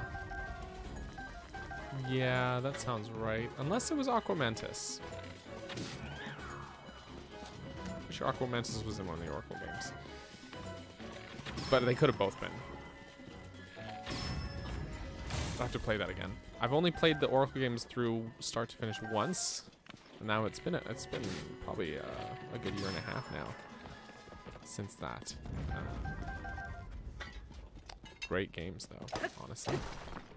Really great.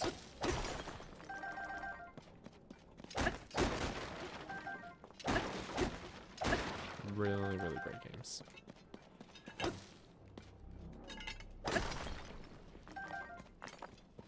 Mm-hmm. And it's Gleeok. Okay. I think it's both then. Or maybe Aquamentus was in the other Oracle game. That's so possible. And Minish Cap had Glee Rock, which was different. You know what I mean? Gleeoks do crave violence. It's true though. It's just true. Hang on, just a moment here. I'm gonna crack open this smoothie that I grabbed myself while we were on our BRB earlier.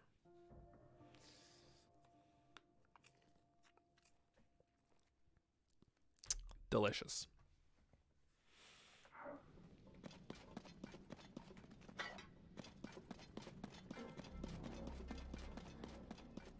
I also remember Aquamentus having something of a glow up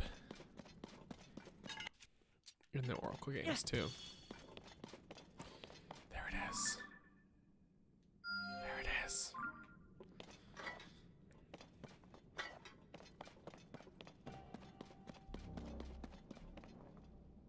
Oh.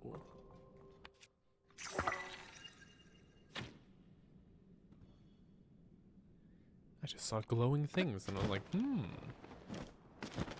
glowing things. Okay. We're gonna steal these rockets, as one does.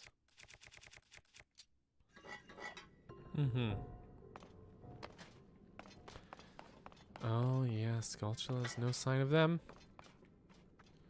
True, true.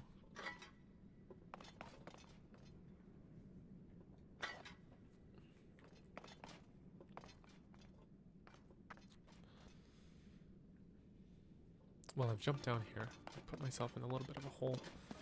Just trying to judge how climb-outable it is. Climb-outable is definitely the words I'm looking for. Well, we've got materials here. I guess we could build something, but... In fact, we could build the hover bike, but you know what? Guess what? I refuse to use it. I refuse to use it. Let's take these guys and see if we can achieve a liftoff.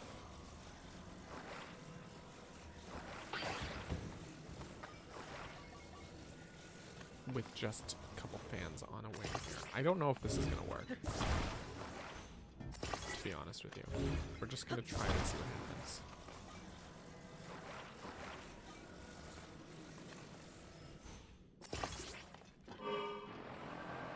Let's see. We can achieve at least tilting it. Not quite what I was looking for, but that's okay. That's okay. This is,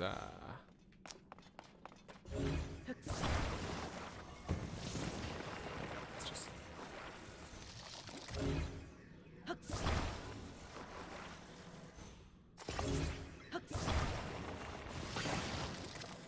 Let's center it more, like that. Not too much more, just enough. Are they spaced evenly? Looks like it. Let's see if this works better.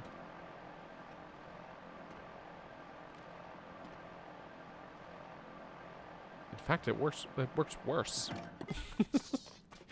It's definitely worse. In that case.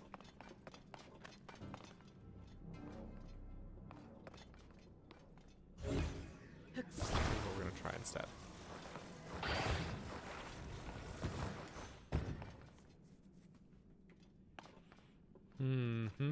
I don't need something like super long term. I just need to get out of this hole. We're just gonna do it this way. We're just gonna do the old balloon. And I'm gonna put this balloon here and then someone's gonna be like, hey, there was a balloon already. And I'm gonna go, whoops. Oh well. I've got plenty.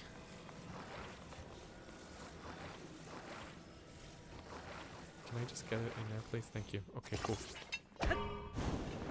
Wait, before we do There. Yeah.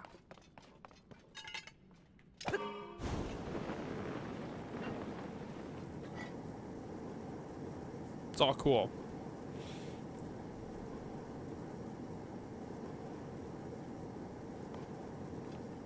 Yeah, but Goma was only really spider-like in Twilight Princess. She was always more crab than spider in previous games. To be honest. Or something more unique.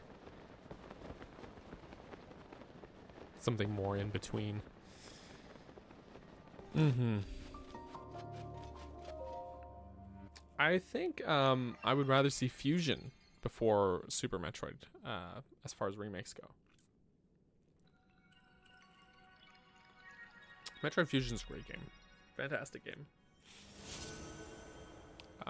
But I don't know, Super holds up really well. Fusion also holds up really well. Also really great game, but I think it could just use the glow up a little more. They're all really great though. I think just they're all still very playable, very good playable. I think just a new game I would prefer.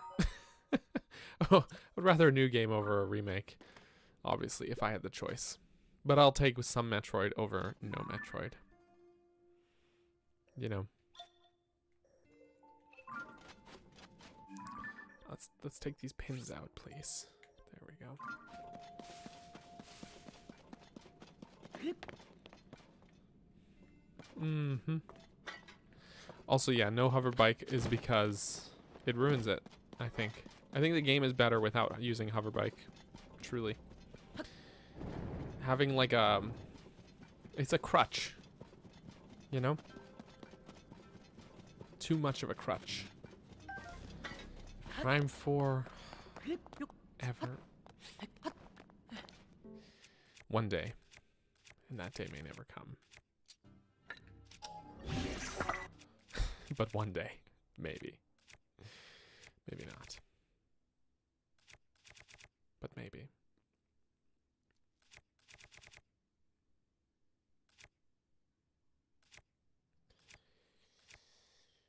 Well, I got a lot of... Should I...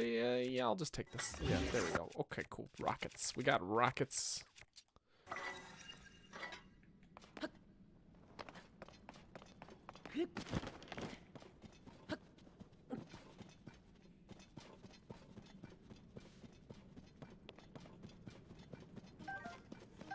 We got them rackets. Making quite a racket. To go down or to stay up? That is the question. There's even more up, an area up there.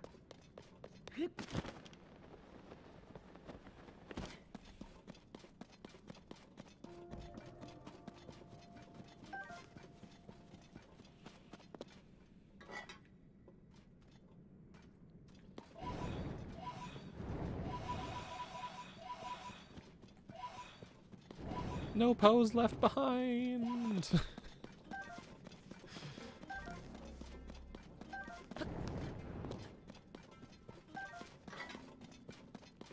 What's this guy got? Oh, wow. Oh, all right. We're going to ditch this one. Because that's pretty nice. Pretty nice. Oh, shoot. You know what? We hit the light route. I was going to jump back up to the surface. And sell some bright bloom seeds.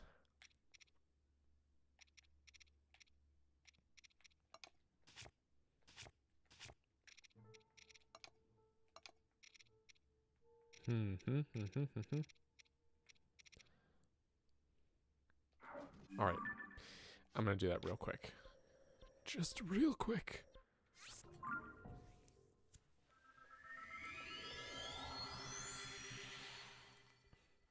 I mean, it's fine. I'm not going to disparage anybody for using it. You know what I mean? So, Steve-O, if you're like, yeah, I'm going to use a hover bike, you go for it. I just don't find it fun. I find it's more fun to try and struggle a little. I know that sounds weird. No, there's pleasure in the struggle. It sounds weird. Yo, this guy. I'm here to sell you. I don't know, let's say. I'm going to sell to you 495 bright bloom seeds. Thank you.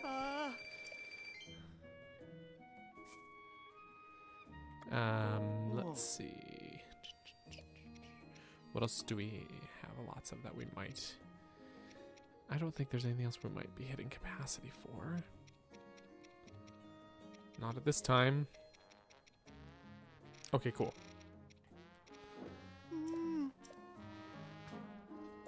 But I'll buy these. Support local business. And these. Cool. Okay. While I'm here... Anything that I should separate? I don't think so.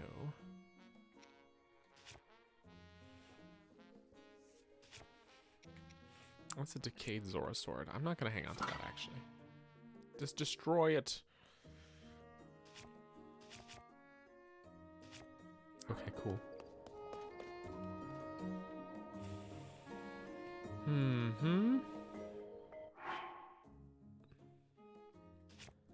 Actually, another thing while we're up on the surface. How many? Oh, only 5 Korok seeds. Never mind. I was thinking maybe I should return to Hestu and upgrade some inventory space. But we cannot. We cannot.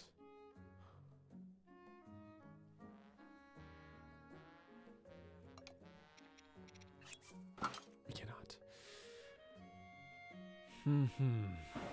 Actually, something I want to do, since I've just picked up that sword. This one. Yeah. There we go. We got this one and we got this one. Maybe we'll get one of each. Dragon goodies. Alright, where were we? We were down here. Let us return.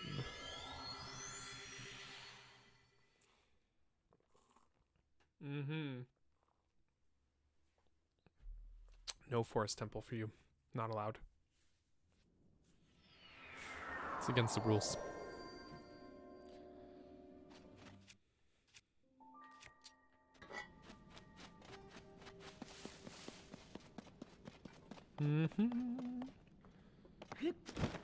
Spooky.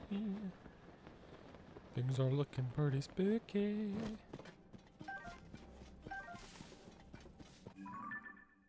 Yeah, so I walked around here, so I'm gonna jump down below. Let's see what's down here now.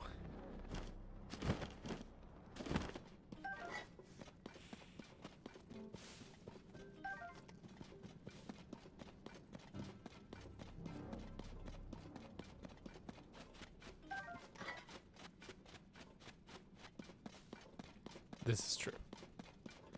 But then they also added Spirit, which was not in the last game.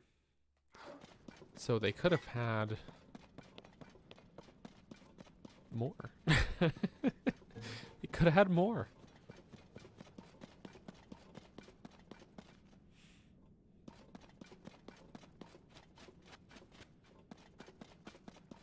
Like, I would say add a forest temple, but not at the expense of one of the other ones. But rather in addition to the existing ones.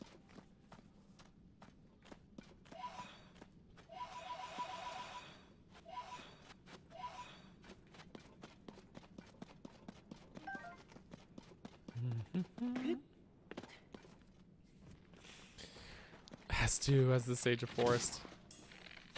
That would be fun. I would say even you could have a Korok Sage. Wind Waker had a Korok Sage. But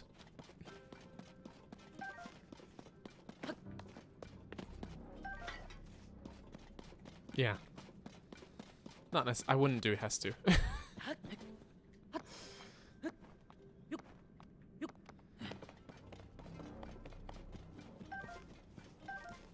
But someone along the lines of like Makar. You know, just a little guy.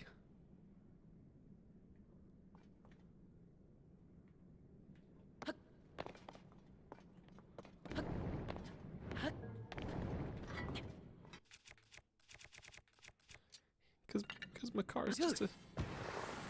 He's just a sweet little guy.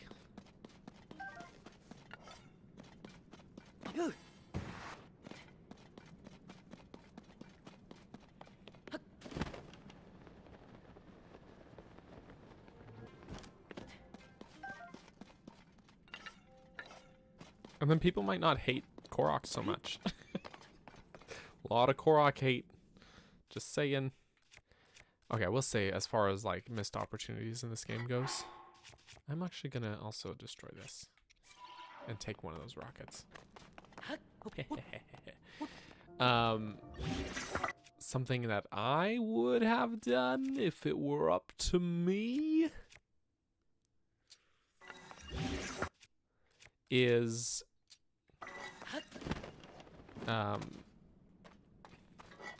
Purah should have inherited this Minoru's Secret Stone, I think, and become the next sage.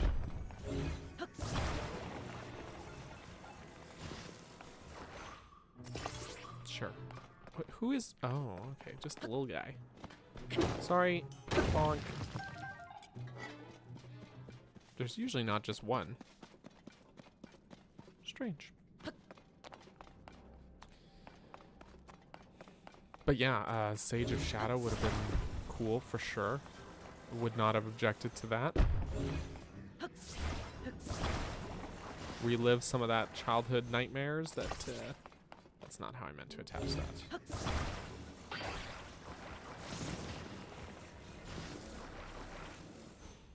That'll do.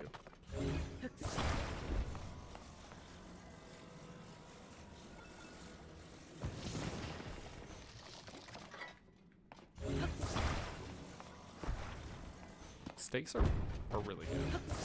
Just putting that out there.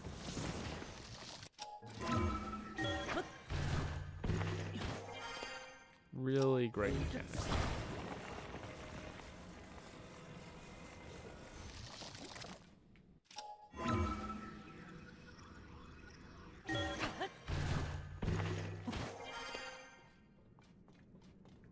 I can just climb from here. Good stuff. Good stuff. Wine! Yeah, why not?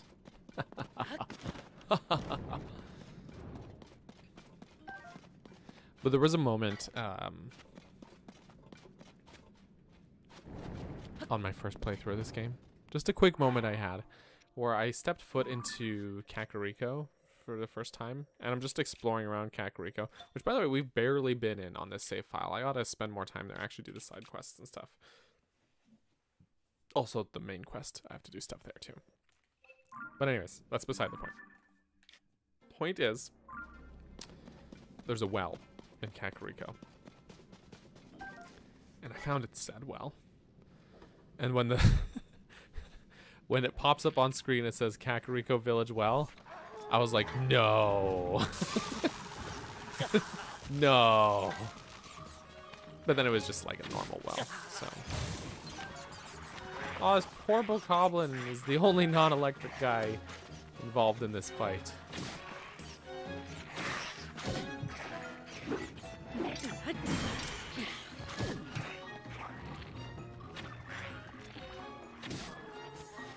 He's just gonna get repeatedly electrocuted. You know, as one does.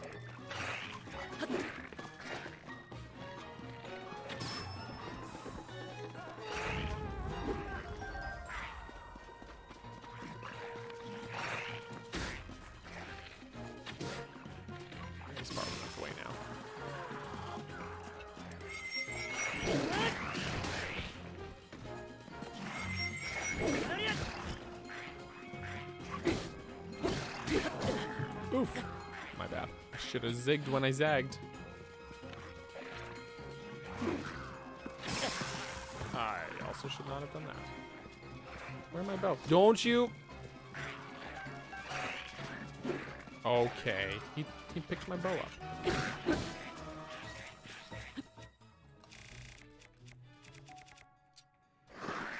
Put that thing down.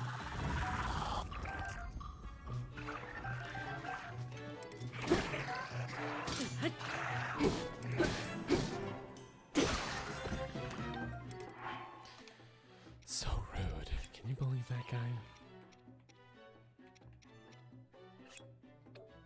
Don't pick up shields that don't or bows that don't belong to you.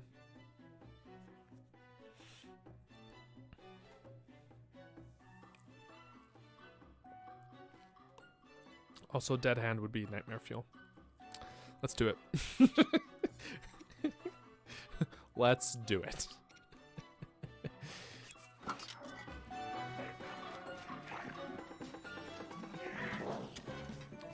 I gotta kill your friend.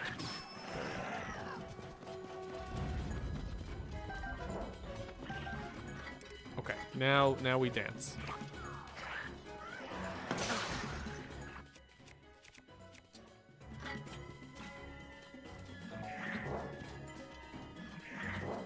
Can I? There we go.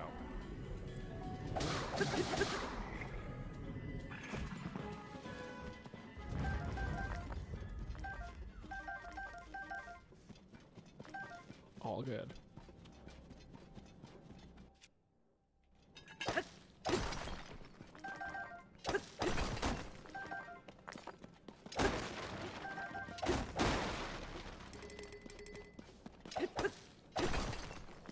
I cannot pick up more of those.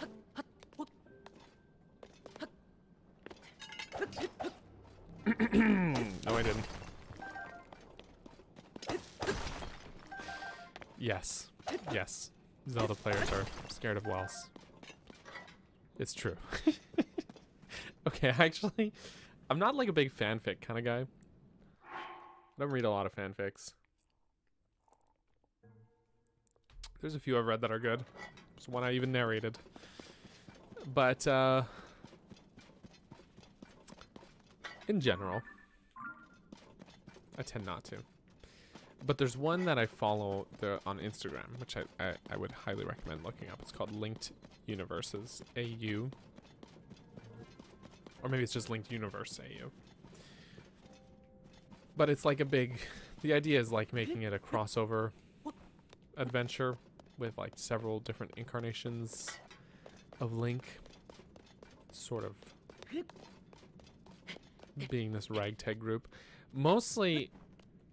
I'm not as invested in the story so much as I am... I find it interesting to see how the author imagines these characters would communicate with each other and stuff like that. You know what I mean? It's really well done, though. Very good stuff. Highly recommend.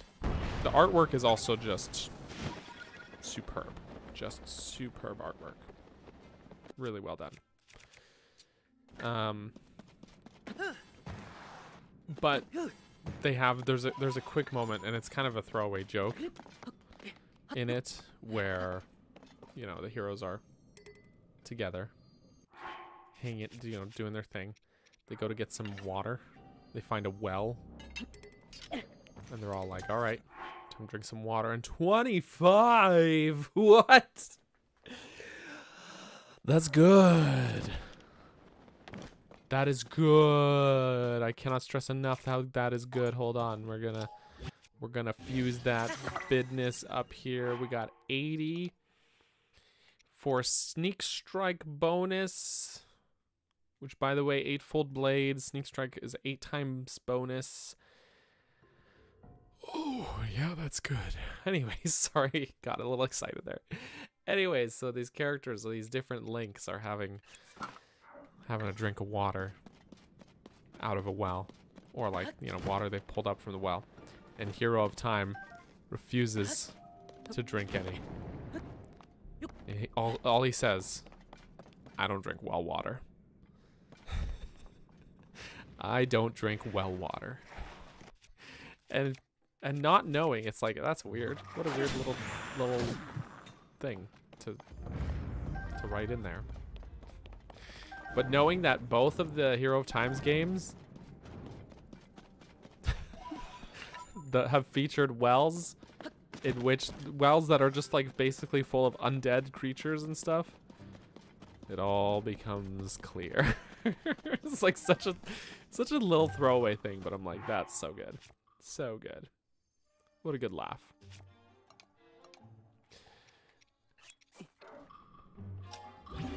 Ooh, no, I meant to drop it. Bonk. You've been bonked.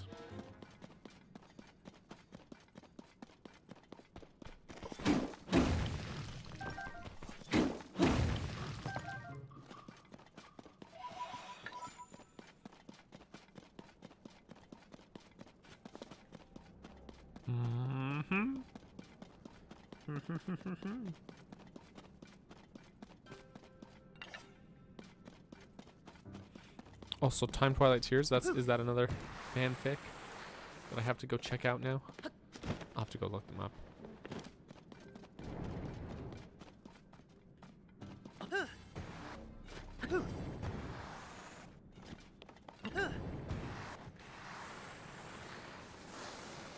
You have to wonder if the residents of Kakariko just have a mutual understanding. They just don't drink out of the well. They just know. You know what I mean? They just know. They're like, no, don't drink the well water. Don't do it. Just don't. we don't drink out of there. It's just there for decoration. It's all a cover-up.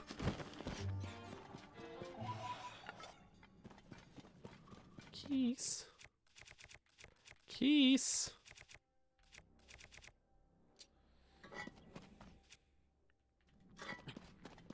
He slapped the keys. Keys. We slapped the keys.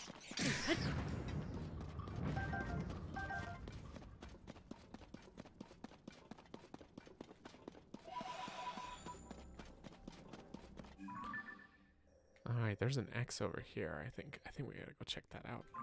Get some treasure.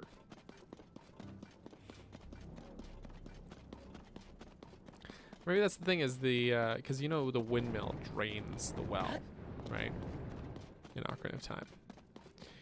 Perhaps, maybe, there's a mechanism in place for the windmill, or that the windmill controls or runs, powers the mechanism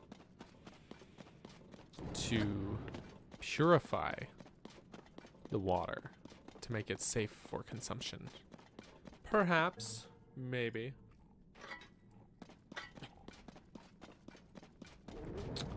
So good. That's some good smoothie. Another Frox. Down the gullet.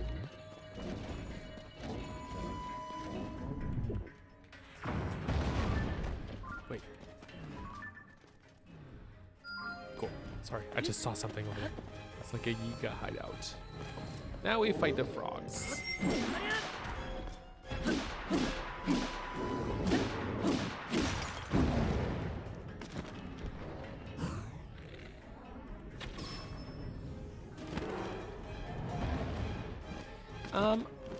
I don't play a lot of Pokemon.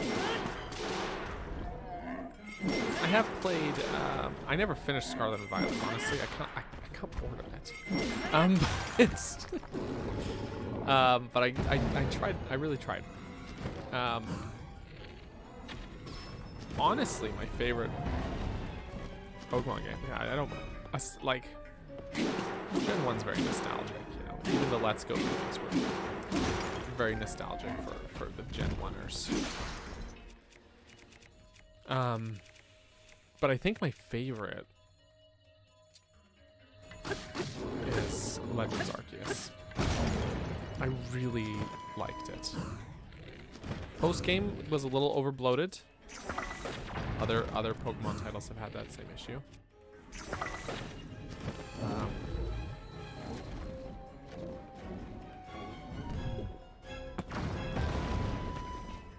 Hey, his ore is all gone.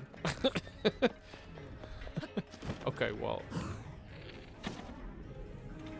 I guess I just gotta wait for him to wake up and shoot him in the eyeball. Don't bounce me.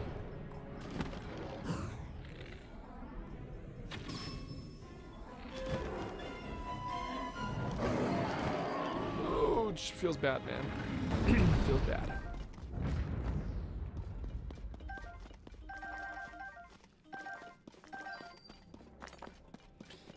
It's a bit funny though, thinking about nostalgic, or nostalgia, I should say, and Gen 1 being nostalgic. Is that I actually didn't, despite being prime age for it, right in the age group for it, growing up in the 90s. I didn't grow up playing Pokemon. So I only really took to it in my adult life. I didn't play it as a kid, but it's nostalgic because like it was everywhere. It was just part of popular culture at the time that I was growing up, right? So it's not like I didn't know about Pokemon. I just didn't play it at the time because I never had any, well, two reasons. I never had any handheld consoles growing up. My first handheld was the DS.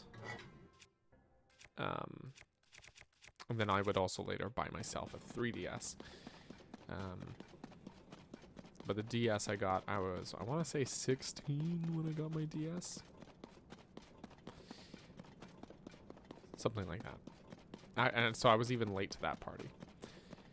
But also, yeah, I just, I'm the youngest sibling, and I legitimately feel my older siblings who, like my oldest brother's 10 years older than me, right? Like practically a different generation.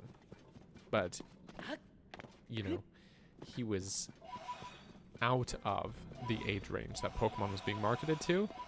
So, you know, at the time, it's just a fad, whatever.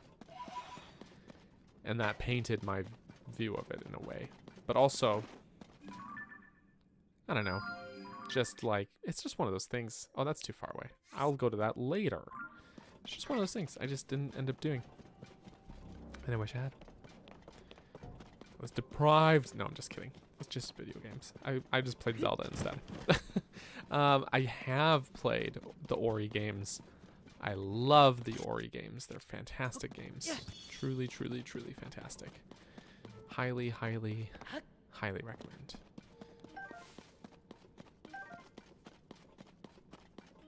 And beautiful games too. Just downright gorgeous.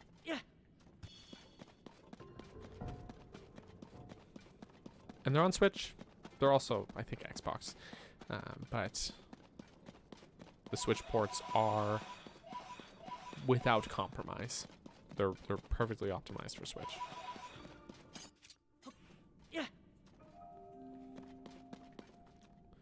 Oh, well, now I know there's a drop-off.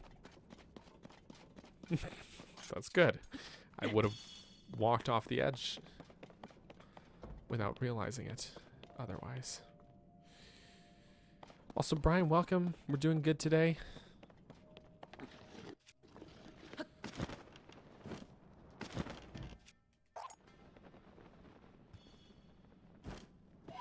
We are doing good. Yeah, like the first game, the Blind Forest, was already fantastic. Truly great game.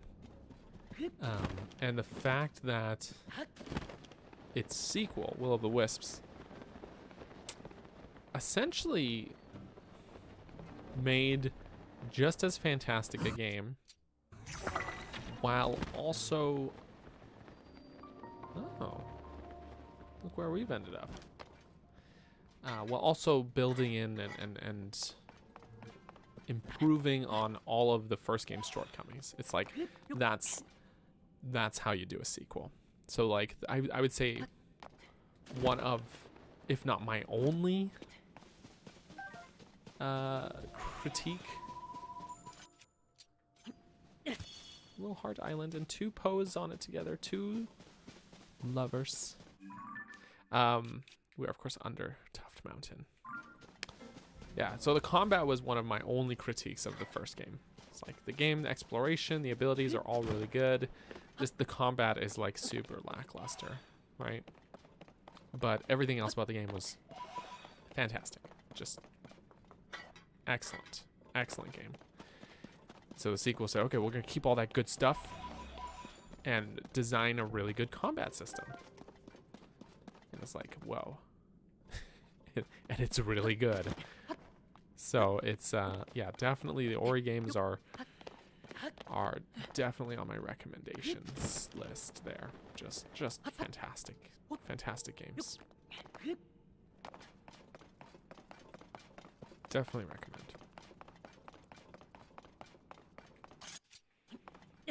Bing. Let's see what's around here. Not very much.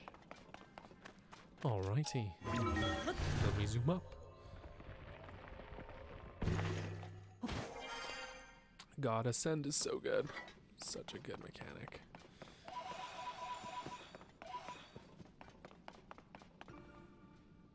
Mm-hmm.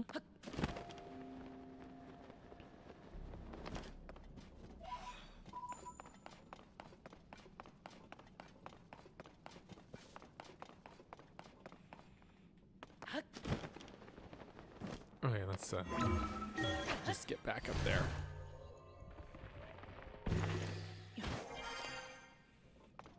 Ah, you're thinking of Gareth Coker. Great composer. He actually did, or he was one of the main composers for the new Prince of Persia games soundtrack as well. And I would say they did good. I don't think they quite hit the same highs that Ori's soundtrack does, but it's a competent soundtrack, I would say, for Prince of Persia. Like, it's good. It's just not something I would like glowingly rave about either.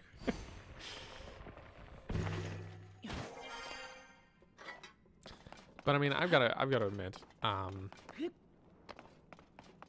you know, no matter what your stance on a lot of things Tears of the Kingdom related is, the music is not something that I think is bad. I really listen to a lot of it, like while I'm writing and stuff, while I'm working, and it's super good, honestly. Super good soundtrack. Okay, right over here. What? Oh yeah, that's I was thinking, what did I pin here?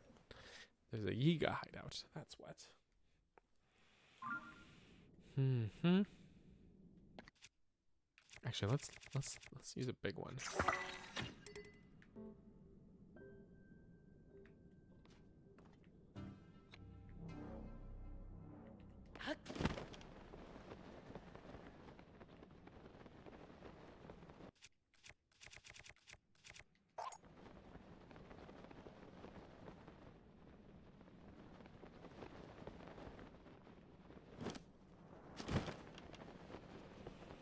Mm-hmm.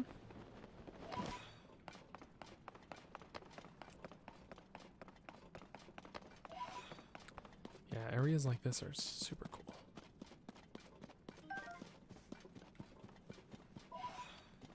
Kind of wish that there were more stuff like this.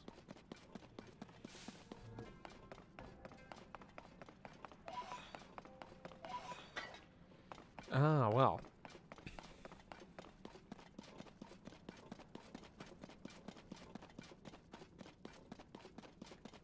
This is a pretty particular slice of gameplay we're seeing today, because we're really just exploring down in the depths, so.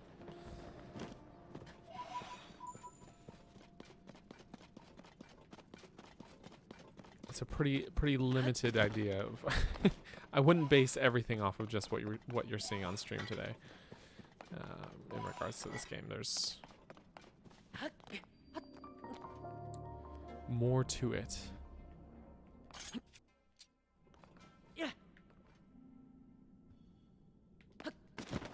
more to it than this, I guess is a way to put it.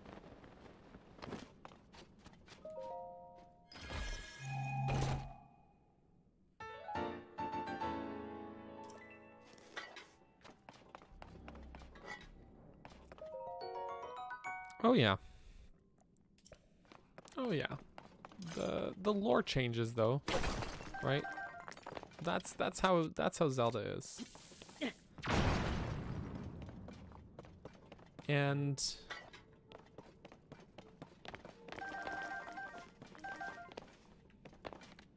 that's just it's always how it's been. Remember, like before Breath of the Wild, the Sheikah were not known for being technologically advanced. They were known for being ninjas. So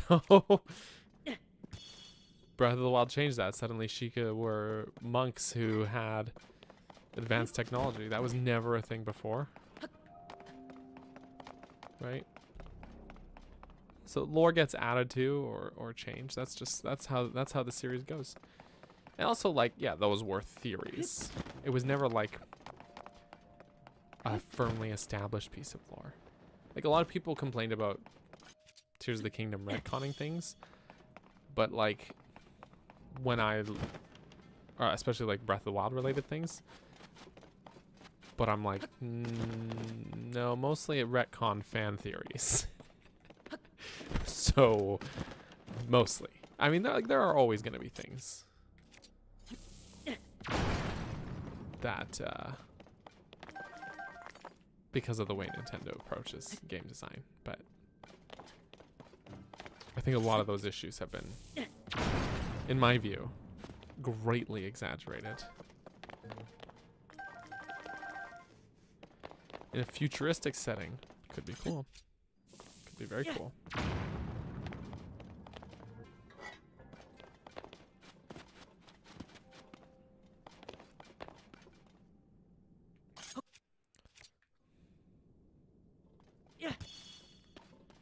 Mm-hmm.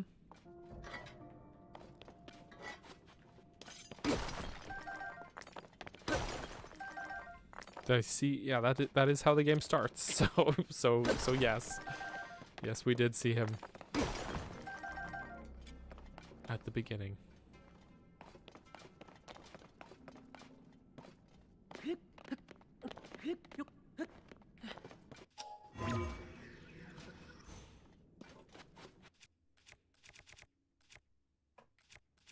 Great design too. Great design.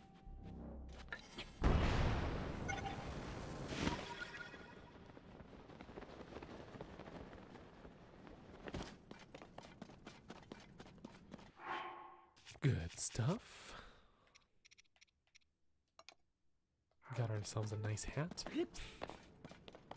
As one does.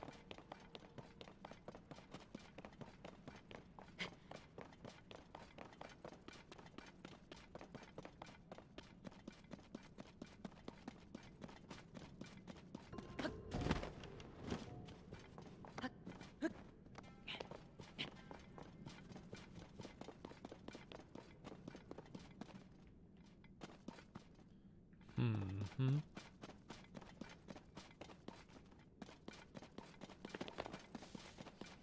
All right. Going up and further up. Or farther, I should say. Or both.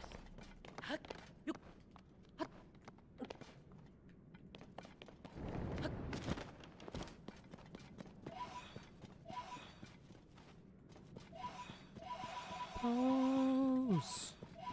Pose, pose, pose. Interesting. Going up.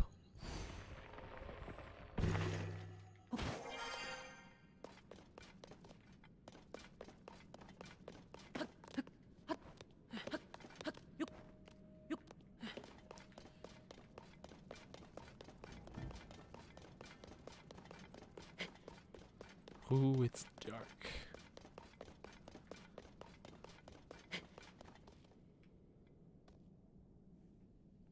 Okay. There's the Yiga area. their hideout.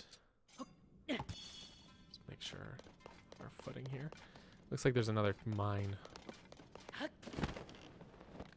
as well. I do have the Master Sword. It's just not equipped.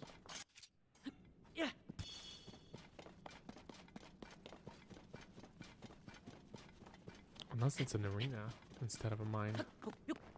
Oh no, it is a mine. Okay. Okay.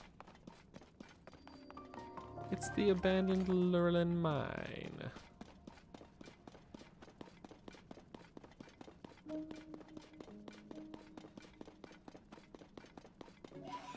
It's too quiet. There's the Yiga stuff, but where are the Yiga guys?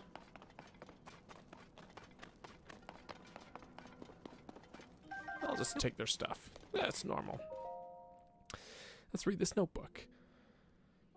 Everyone has been ordered to carry a medicinal herb called a Sundelion at all times while in the depths. This order is based on intelligence stolen from the Zonai survey team. Sundelions have shown promise as a treatment for those suffering decreased vitality due to gloom exposure. This rare herb is found only in areas where things have fallen from the sky. They may have come from the Sky Islands. If this information is accurate, Sundelions will save me trips to the surface. I just wish they weren't so bitter. If only there were such a thing as a sun banana. A sanana? Baby? Glory to Master Koga. Yeah, I've seen unofficial cookbooks, but... Also, welcome back, Dene. Welcome back.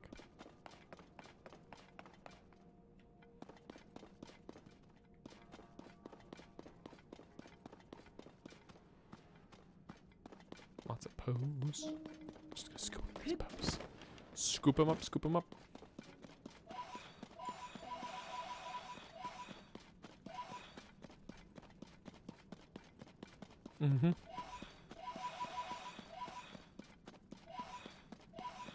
Indeed you can.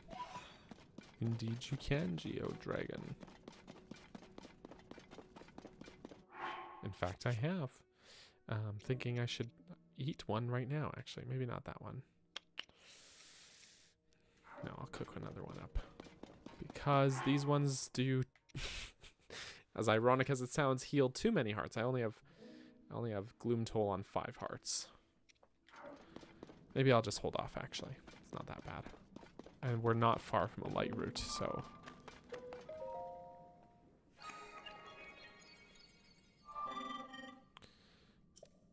Authorizer verified. That's me. Welcome. I know how it works. Don't worry, Mr. Forge Construct guy.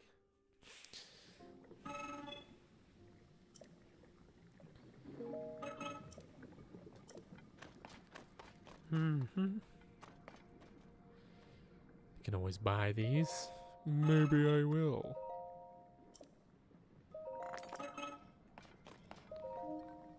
I don't really need to buy these though, to be honest.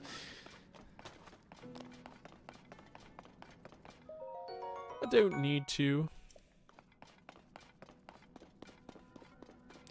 The boy who left is gone. That's Denny. That's because I timed them out and then they never came back. So that's what happened there. Yes. GeoDragon did a playthrough where he did all 152 shrines and didn't get the Master Sword. Fought Ganon, Master Sword. Yes, that I actually did know that it gets kind of delivered to you in the final boss if you don't go out of your way to get it. Yeah, the Master Sword does get damaged at the beginning, Brian. I don't. If you haven't played the game, I don't want to spoil things for you. So, it does get damaged. That is correct. But it's a Zelda game. You're gonna have it.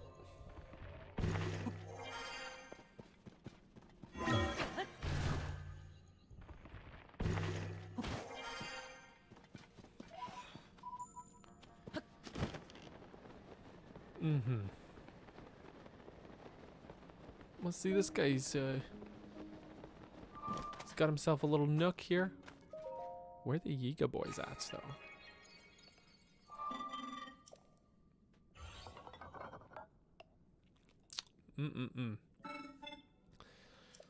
Okay. Give me the schema. We got the schema. For dirigible. Which can be useful, actually, the dirigible.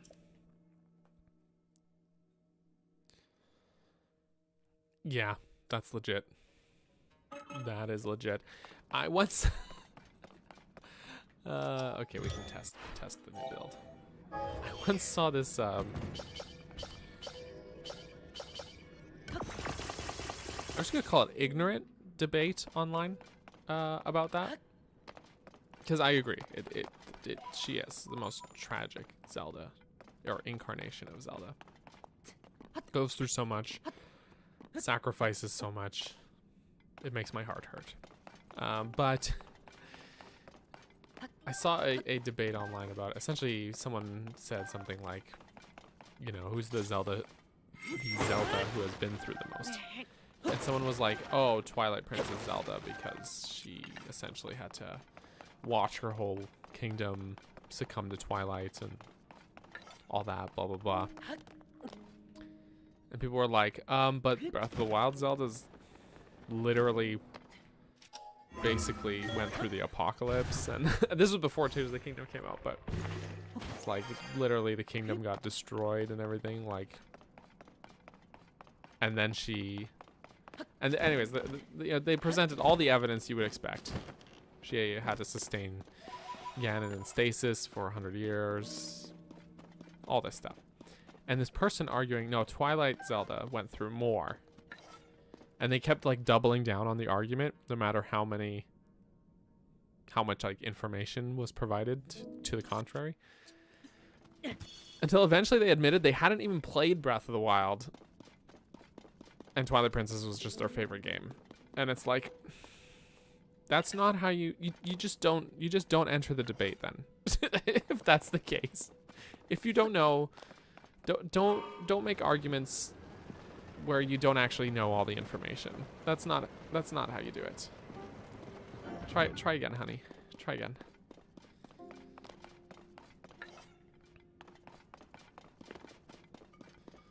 Anyways, it was what we call ignorant. You know what this car needs? Let's see if we can stick it to the stabilizer. Yeah. Hey, wait.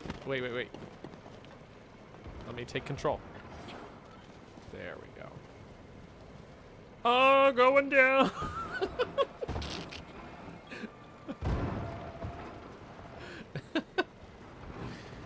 Oh, lordy. Oh, lordy. Hold on, let me just back this up. I didn't see the ledge there. Twilight Princess Zelda just had to stand in a window for a little while. I'm not saying she went through nothing, but it is not on the same level as what Wild Era Zelda had to go through twice. May I remind you.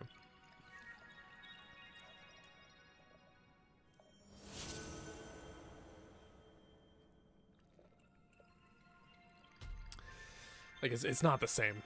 It is not the same.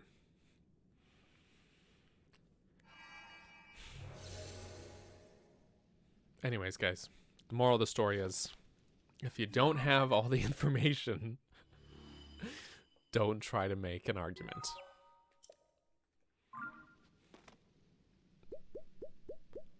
Bloop, bloop, bloop, bloop, bloop. Thanks for coming to my TED Talk. Okay. I stole this car from the Yiga boys. I think I'm gonna go down to the tip of the peninsula. Just the tip.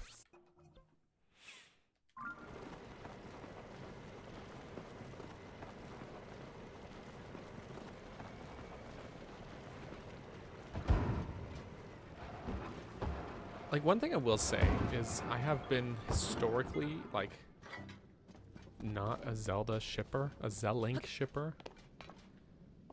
I've said this before. But this game legit made me actually, like, care about the character in a way that, like, I just haven't before. It got me invested. Mm-hmm.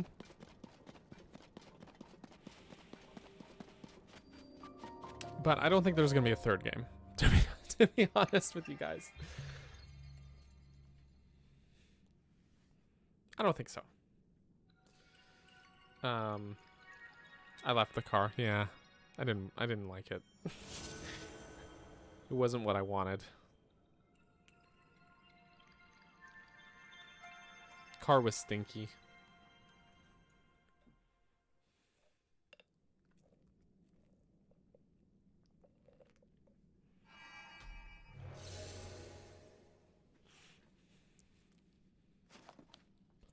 Bing.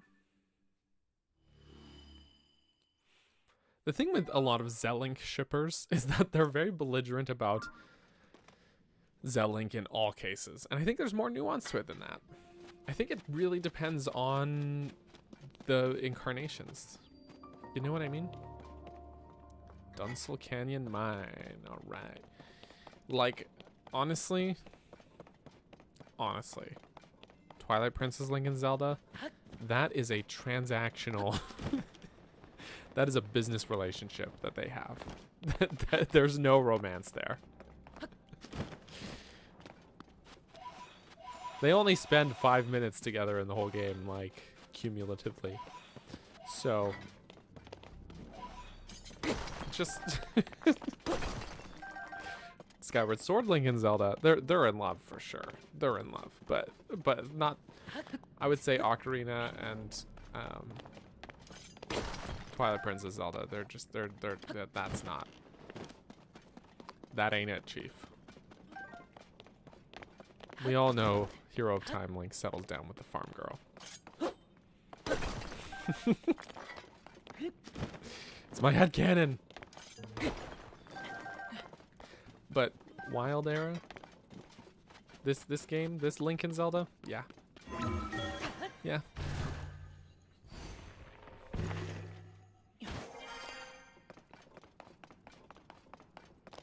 I would ship it.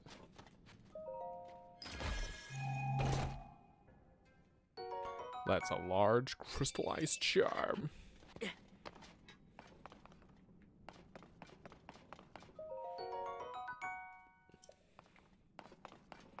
I said charm. Charge.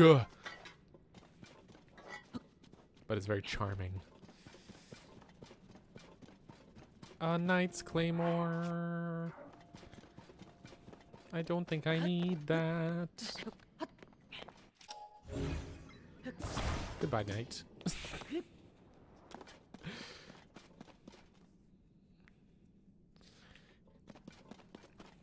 He cheats with Sidon.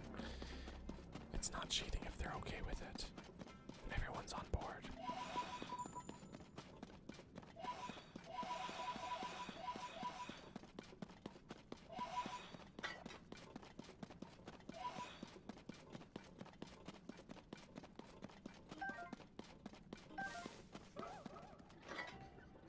In Spirit Tracks, they did hold hands. This is true, but they are also children. So, I tend not to ship the child versions of characters because they're kids. But I smack him. I still got ouch. Oh, well. Man, I don't want to bomb you when you're on the horse, but I guess I'll do it. Sorry, horse. It's okay, we'll be friends. See, everything's okay.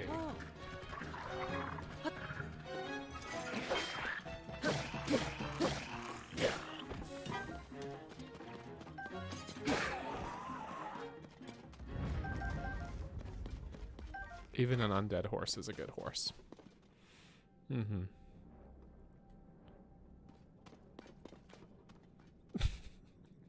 Stella with her husband and her husband's boyfriend and her husband's boyfriend's wife.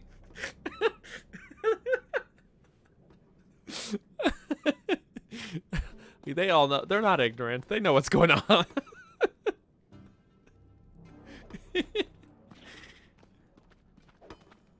Surprise!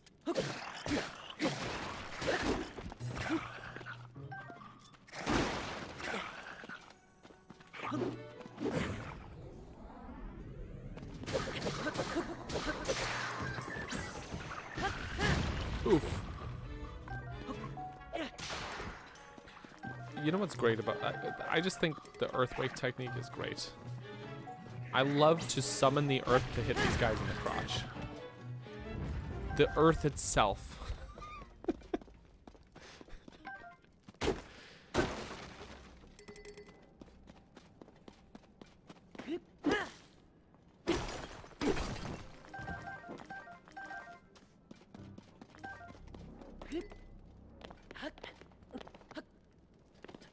It's fantastic.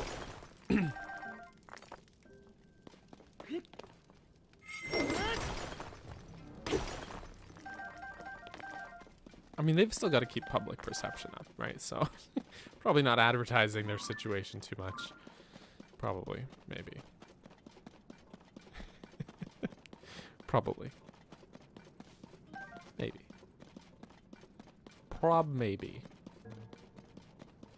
Unless.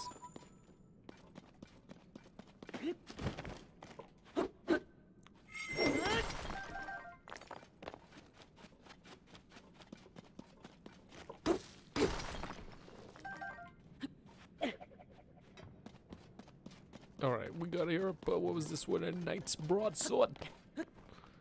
It's broad.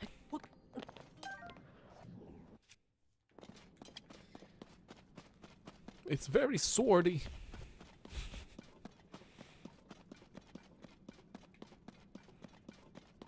Mm-hmm. Mm-hmm. The races of Hyrule in a nutshell.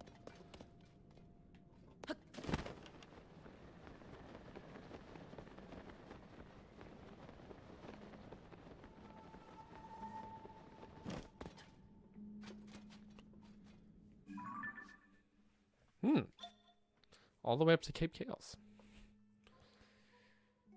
I'm shocked at how little I've poked around some of these areas on the surface. It's unlike me.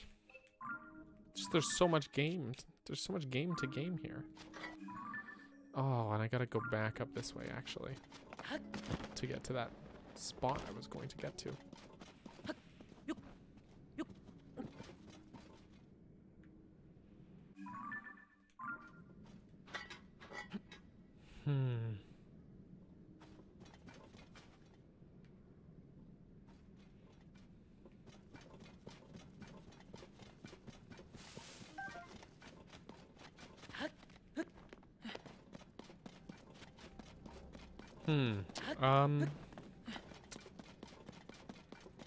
Well,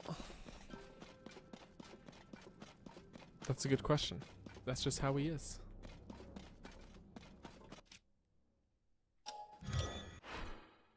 That's how he be do. Can you stay upright? Mostly. Okay, here we go. Not bad. Pretty close to the top.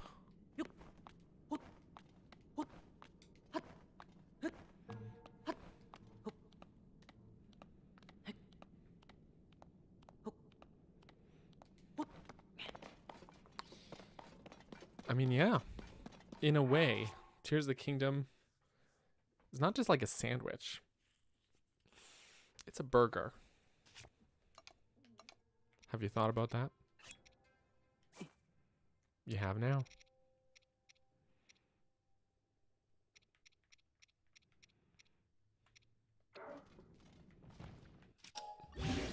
Okay, I'm gonna use this to break some rocks.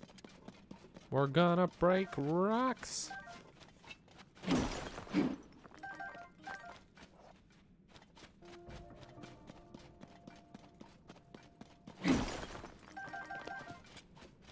Wait, hold on.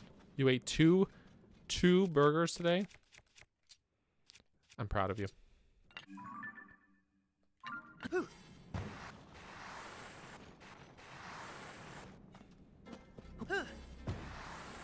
Yeah. A burger costs a little more than a sandwich, right? But it's meatier. It's more decadent and well made.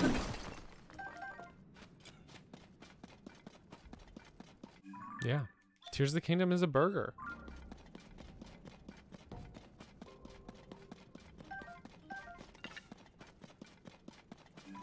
That is another Eightfold Blade.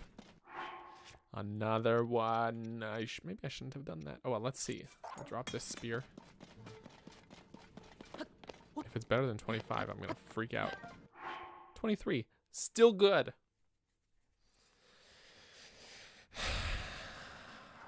It's really good. It's really good. Because this one was 22.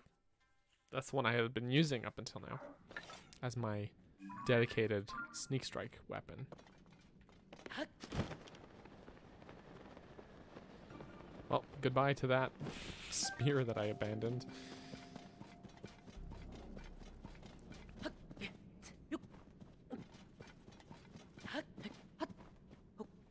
Yeah, we can go with that. It's a Subway sandwich. A little Sammy.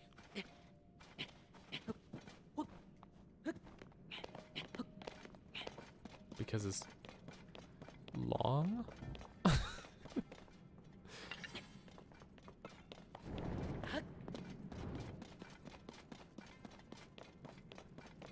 Question mark? Okay. Oh, there's a flux over here. Well, let's see.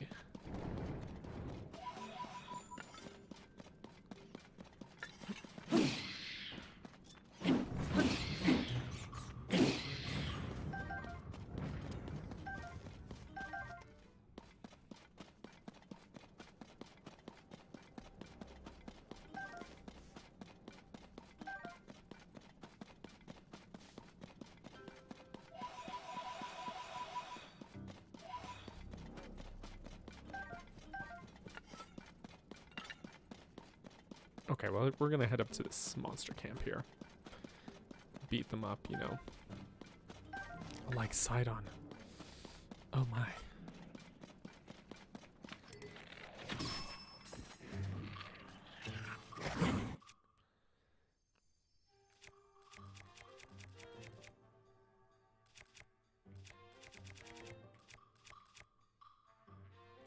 Yeah, okay. Just gonna use this.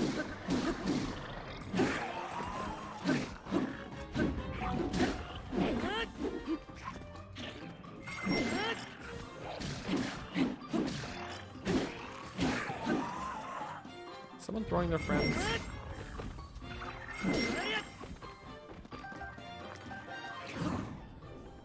I think so.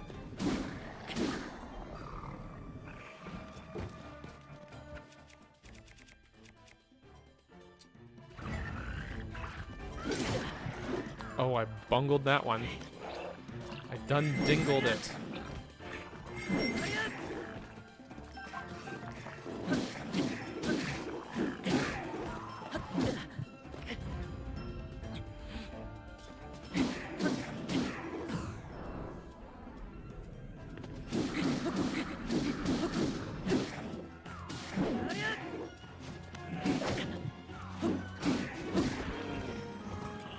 Cool.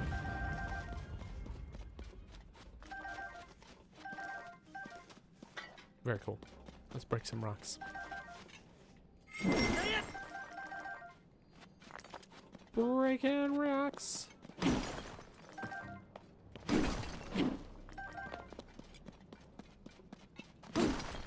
These rocks.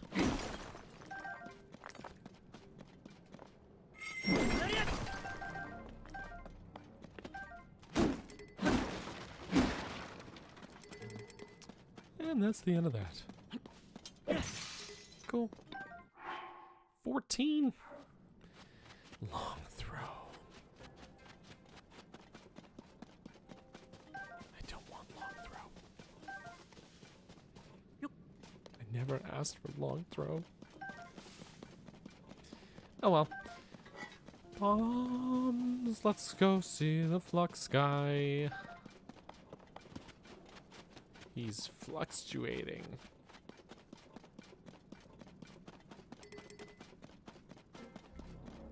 And there's a guy with a spear.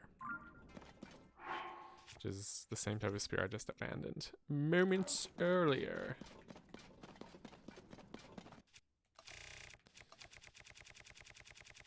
That's the wrong... This one. Actually, should I? Should I? Is it technically a survival game? I mean... I want to say no. By what metrics, you know? What would make it a survival game above other games?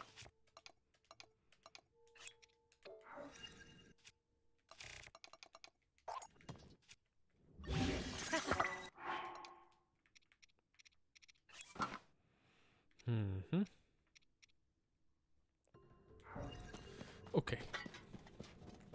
We go kill Flux guy. Flux man. He be fluxin'.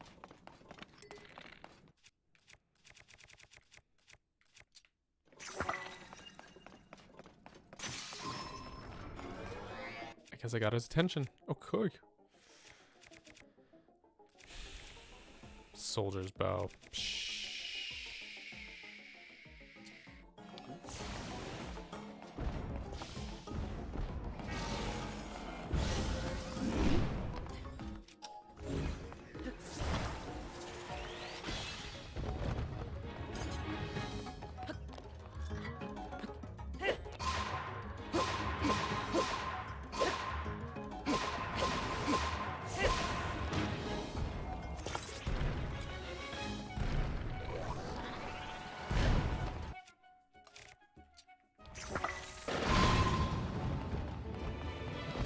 Just blow him apart.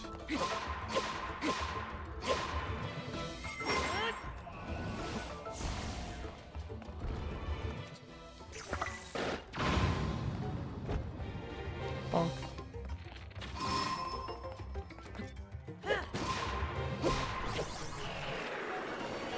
Got it. I can see that. There's a resemblance. Yeah, we're just gonna, well, we're gonna pick these up. Just gonna slap this on here, safekeeping for later. Hang on to that for another time. All right, let's go down to there. It's dark here, though. Hella dark.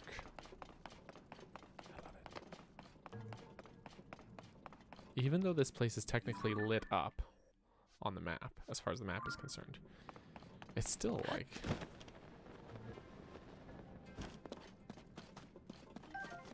very dark.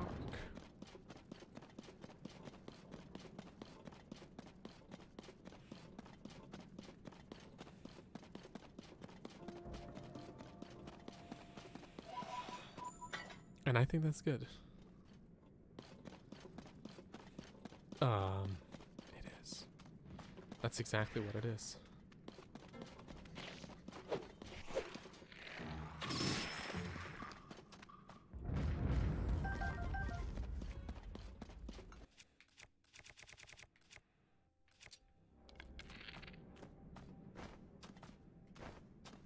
I need this guy to turn around.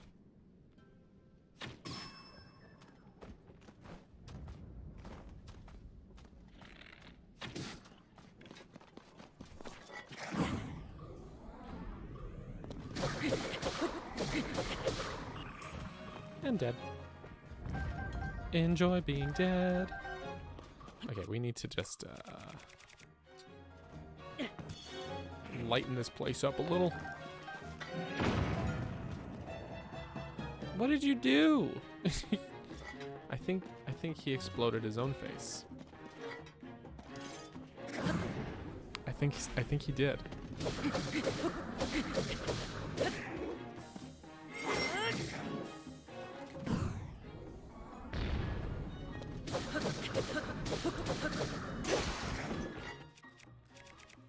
Alright, what we got here to work with? We got lots of good goodies. And this.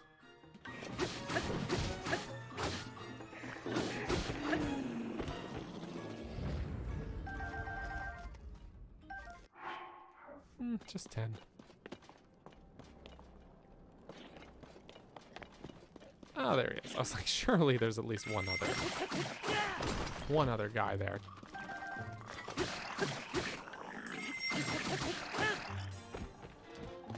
And there was.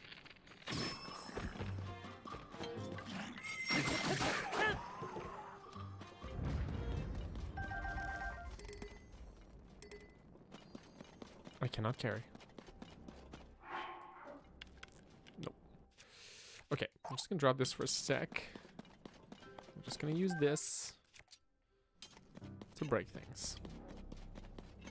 Breaking things. My greatest joy.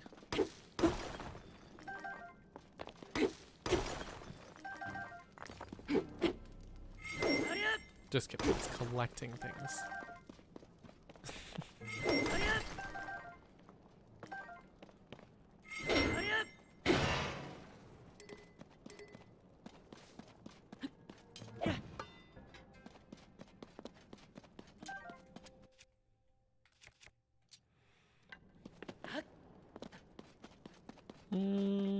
That's unclear.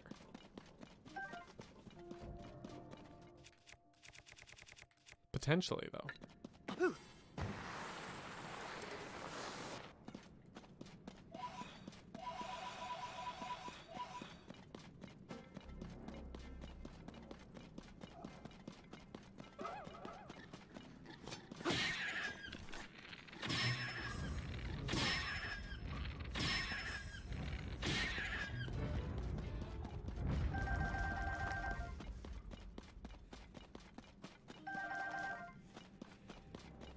Okay.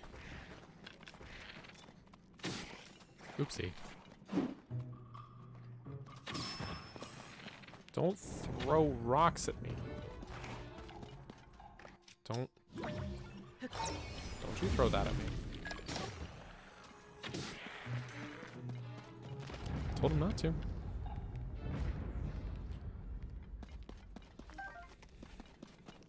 I think, yeah, that makes the most sense.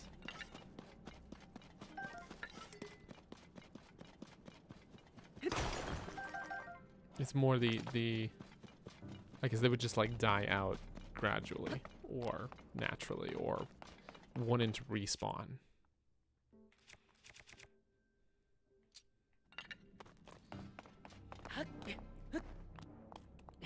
Link, why you why you don't climb properly?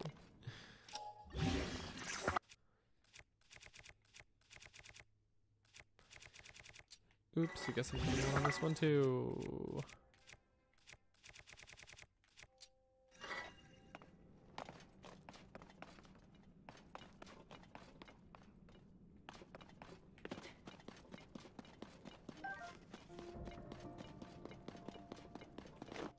Actually, I'll just, on my very badly damaged shield, just hop over there, you know, normal. Normal.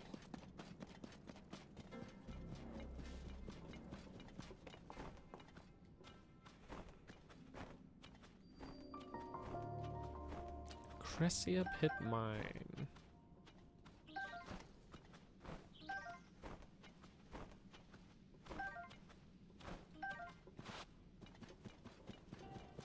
Bombs. Bombs, bombs, bombs.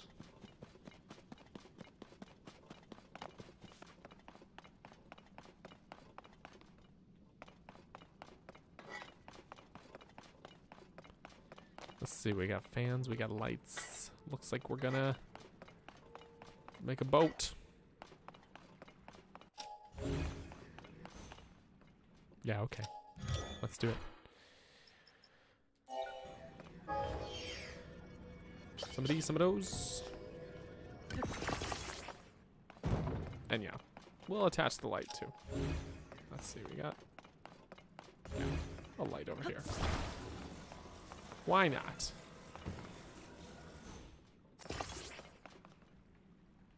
Or better yet,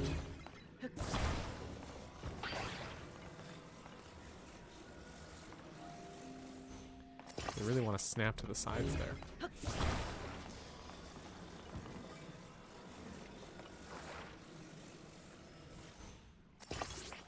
2 lights.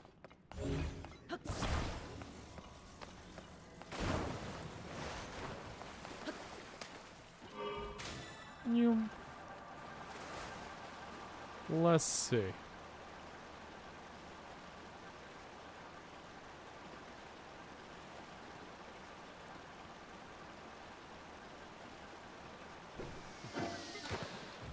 You know, there are not that many places with Octoroks in the depths. Fun to see. Also, Robert Bolin. Unless it's Bowlin. Or, I'm sorry, either way. Glad you've been enjoying this. Thank you so much. Appreciate it. And welcome. Welcome. I think through a Link to the Past for the first time, though. Oh, that makes sense. After our boating escapade that we'd have. Wind trousers. Hope you're enjoying it, though. Link to the Past is a legendary game. Great game. Truly, truly great.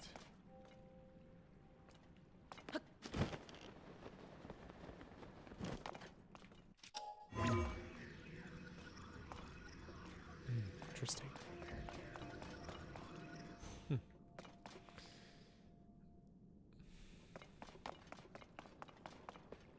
I guess it is kind of a nice dungeon. In a way.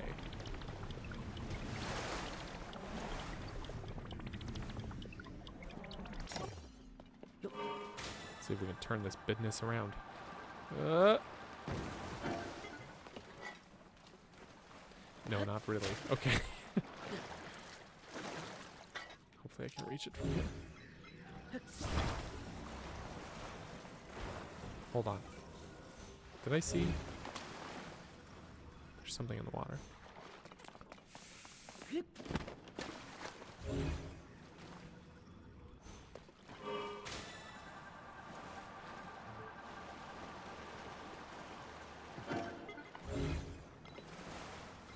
Did I pass it?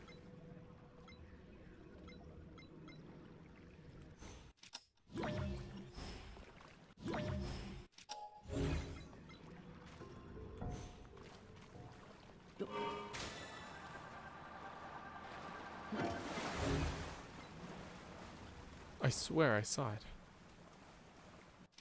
Okay, wait. Can we... We might have spent too long just sitting here. I think we did, yeah. Okay, that's fine, that's fine. I'm gonna, in that case, try and turn it around again.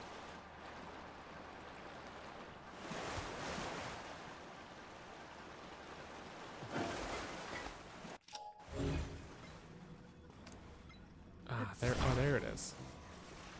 Is it just Zonite? It's just Zonite. It's just Zonite. Played Ocarina of Time multiple times growing up. It's kind of fascinating to see how many parts of Ocarina of Time were established by Link to the Past. Absolutely, yeah. A lot of influence there. I remember back in the day, because I played both a lot.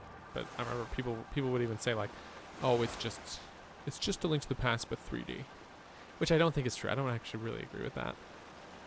They follow similar formulas, but they do their own things pretty differently. But yeah, there are a lot of core concepts that were influenced. You know what I mean? Link Between Worlds is also a great game. Fantastic game. They're both good. Both very good.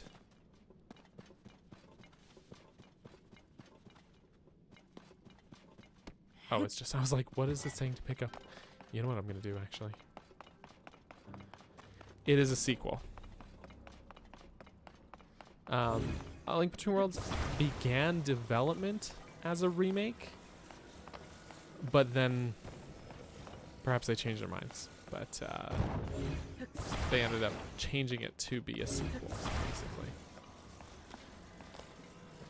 basically. A loose sequel, I will say. So it has like a substantial time gap and follows a different incarnation of Link, but after a Link past. I actually do not need a hammer, 'cause I can just do this. Mm-hmm.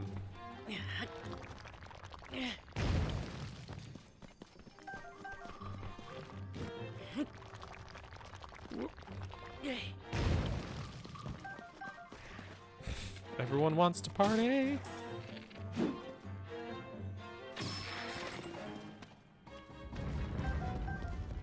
Okay. Anyways, I brought this over here because there's wheels here. I'm done boating.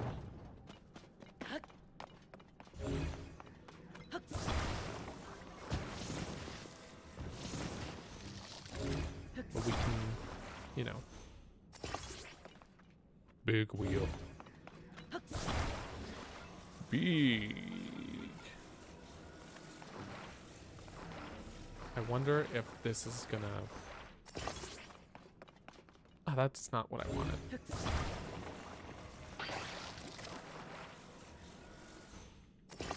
Sure, we'll just attach it to the lights. It's fine. Totally cool, man.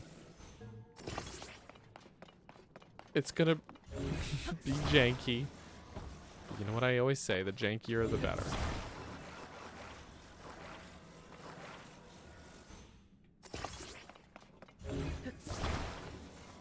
Mm-hmm.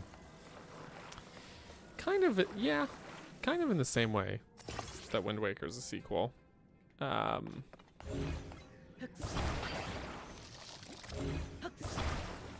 know,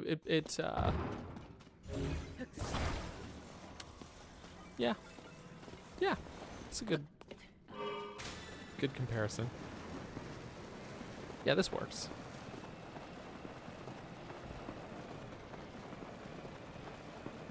It's functional. Janky, but functional. It's the best kind of functional. You feel Ocarina of Time's beginning to be very slow? I mean, Majora's Mask starts with a big chase scene, so I mean, like, there's a lot of excitement there. As far as like maybe the length of a cutscene goes, but I mean, it's certainly no Twilight Princess or Skyward Sword. You know what I mean? Which, by the way, like, I put out my Majora's Mask compilation video. So many people were so upset about my comments about Twilight Princess's intro being too much of a long slog. And it's really funny because, like, that's not an unpopular opinion either. But, like, I think a lot of people think that they have to, when they like something, they have to like it blindly. And it's like, no, you know, I can criticize something. Like, people are like calling me a Twilight Princess hater. They're like, stop making fun of Twilight Princess, it's a great game. And I'm like, it is a great game. You're right. I really like it. I just think this one part of it is not its full potential, you know? But a lot of people seem to take issue with that. It's very funny because I'm like, this is not like a fresh new opinion. It's a very, very common sentiment.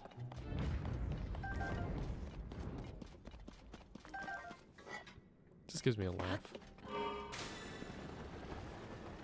We're gonna drive down. Right. I'm gonna take on this battle talent. So there's, like, of course, the stream that Rin misses out on. We fight, like, this is what, palace number like 4. Of course.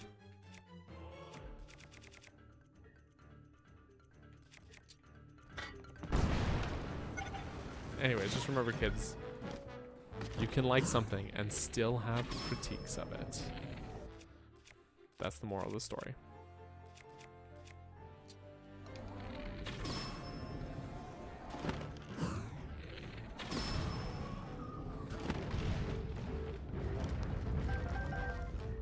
Give me all your goodies.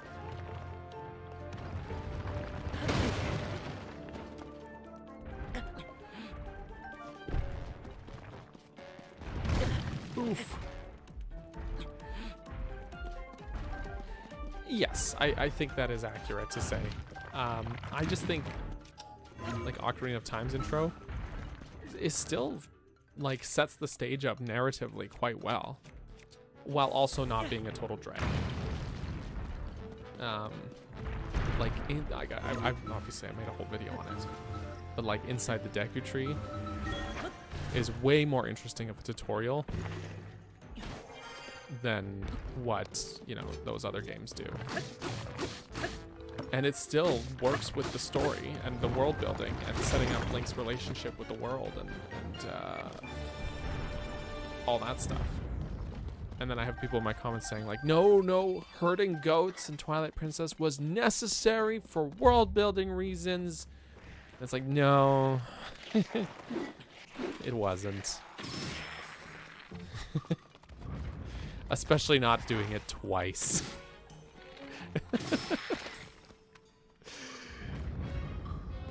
Especially not doing it twice.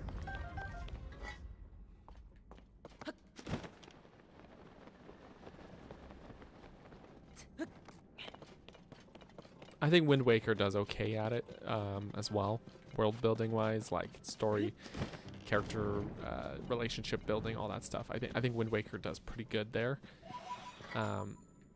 But it also falters in the shoving a big sword tutorial down your throat in the early game, rather than just letting you learn by doing. You know, you gotta go through the sword tutorial. Here's how you use your sword. And it's like fine if it's your first game, your first Zelda game especially. But like if you're someone who's played these games, you're like, well, I know the basics at least. I don't know. You get my meaning. You get my meaning.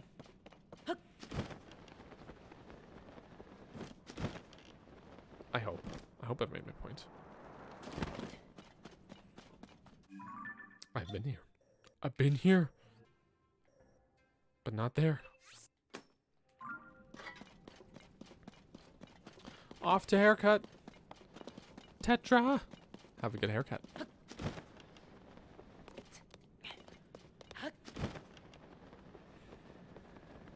And of course, future Tetra, who is watching the VOD, thanks for watching.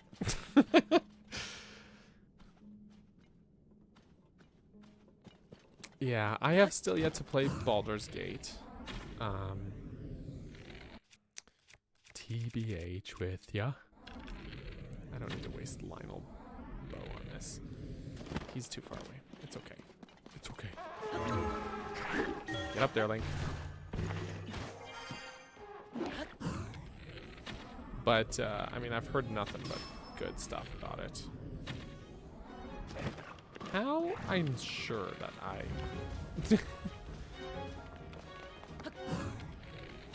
Aracuda who refused to die. It's okay, we got him. I need to get his eyeball. It's important. It might be important.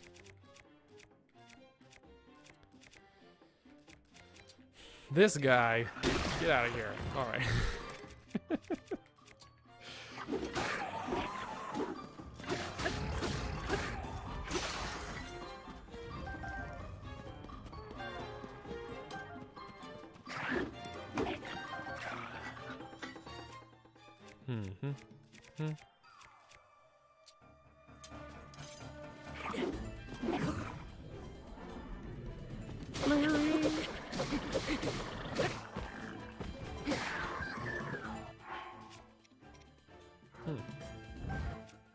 Yeah, okay, actually, I'm gonna drop this.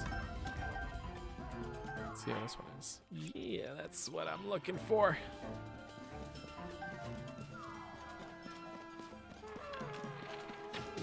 Oops, sorry, what I meant was... There we go.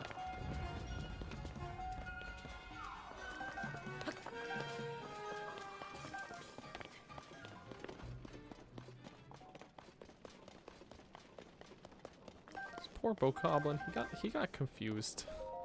He's on the lookout. He'll genuinely deserve a sword tutorial. Yeah, that's fair. That's fair.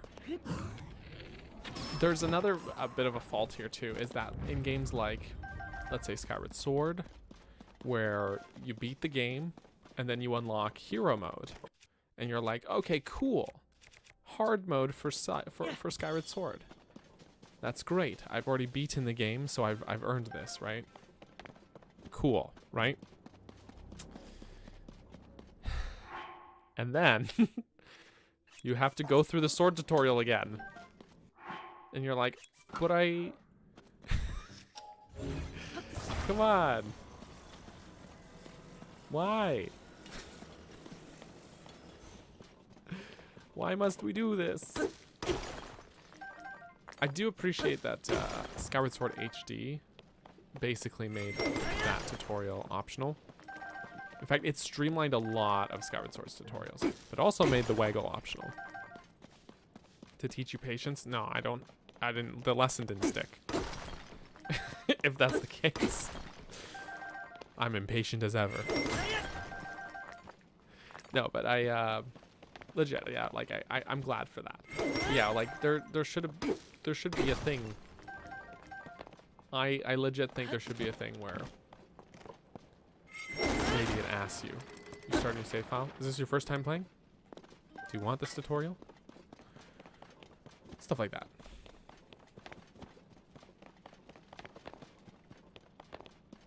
I think that would be the way to go. In fact, it doesn't even need to be framed in a, is this your first time playing way. They could just frame it in a, do you want this tutorial? And you could say no. Because, like, again, in Skyward Sword HD, when Fi is like, hey, we should use dowsing for the first time, she asks you, she's like, do you want me to teach you about dowsing? And you can just say no. And she'll go, okay, cool. Go ahead. You got it. And that is great. I'm like, oh, thank goodness. Thank goodness. They trimmed the dowsing tutorial.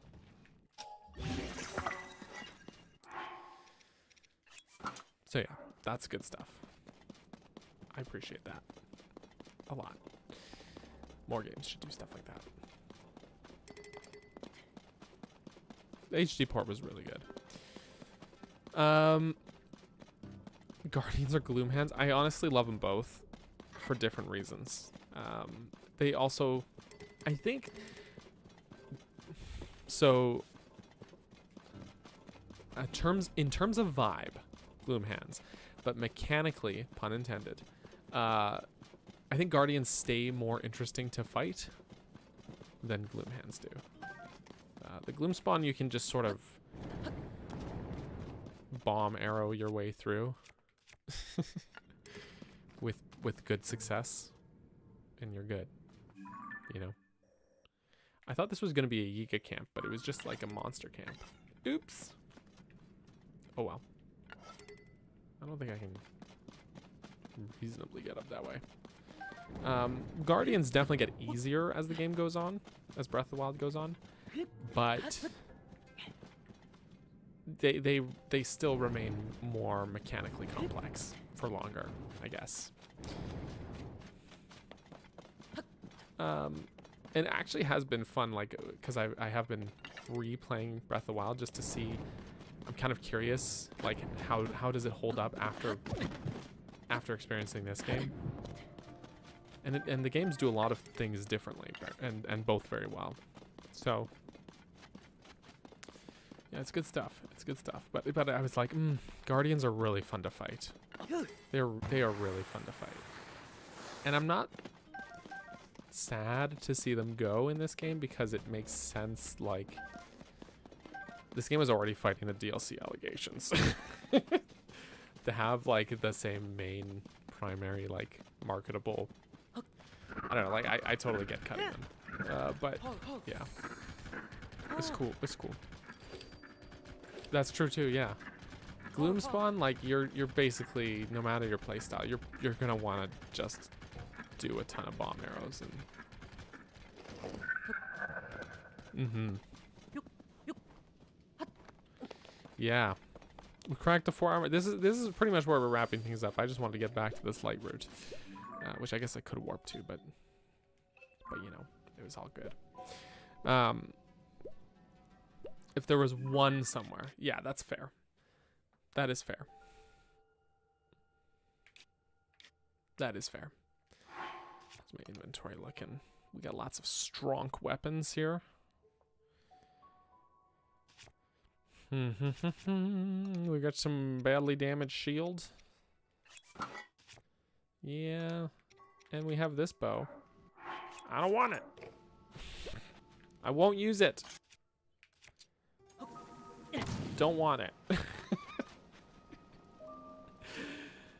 I wouldn't have minded like one or two, or even like some, I saw someone made some like concept art of it, where they essentially like, the Guardian was like half decayed and then like possessed by Gloomspawn, and then had like half Guardian arms but then half Gloom hands for feet. And I'm just like, terrifying. I love it. But the upside to having the Gloomspawn is Phantom Ganon, who's awesome to fight. So you know, are they all dead? I mean, they'd have to be. It's been like thousands of years. So yeah. We were talking about it before, but no, I actually have not still. I still have not. It is on my list of my very long list of games to play, but this game took priority. Oops. Many games have taken priority, actually. But yeah. Anywho, we're gonna wrap things up here for today's stream. So, I appreciate you guys hanging out. I do. It's been fun. It's been a slice. Couple quick announcement type things before we go. Yeah, I'm doing that AMA/Q&A video. So if you want to submit some questions to be featured in the video, you're going to want to go over to the community tab of my channel and find the community post that has, hold on, it has a photo. It has this image. That's the one. And you're going to want to leave your question on that post. Unless you're on Patreon, in which case there's a parallel post there for you to leave questions on. So go ahead and do that. I'm recording the video on Monday, so make sure to leave your questions before then. That'd be great. I'll answer as many as I can, as long as they're appropriate, or at least appropriate enough. And we'll be back on Saturday with another stream, but not Tears of the Kingdom. So yeah, it's been fun, folks. Thanks for hanging out. I appreciate it. Y'all are great. Have yourself a lovely rest of your day. I'm bad at any of these, so we're going to roll the slide. Here it goes. Thanks to all the names you're about to see scroll on by on screen right here, right now. Y'all are great. Appreciate you. And have yourself a good one. Love you. Bye.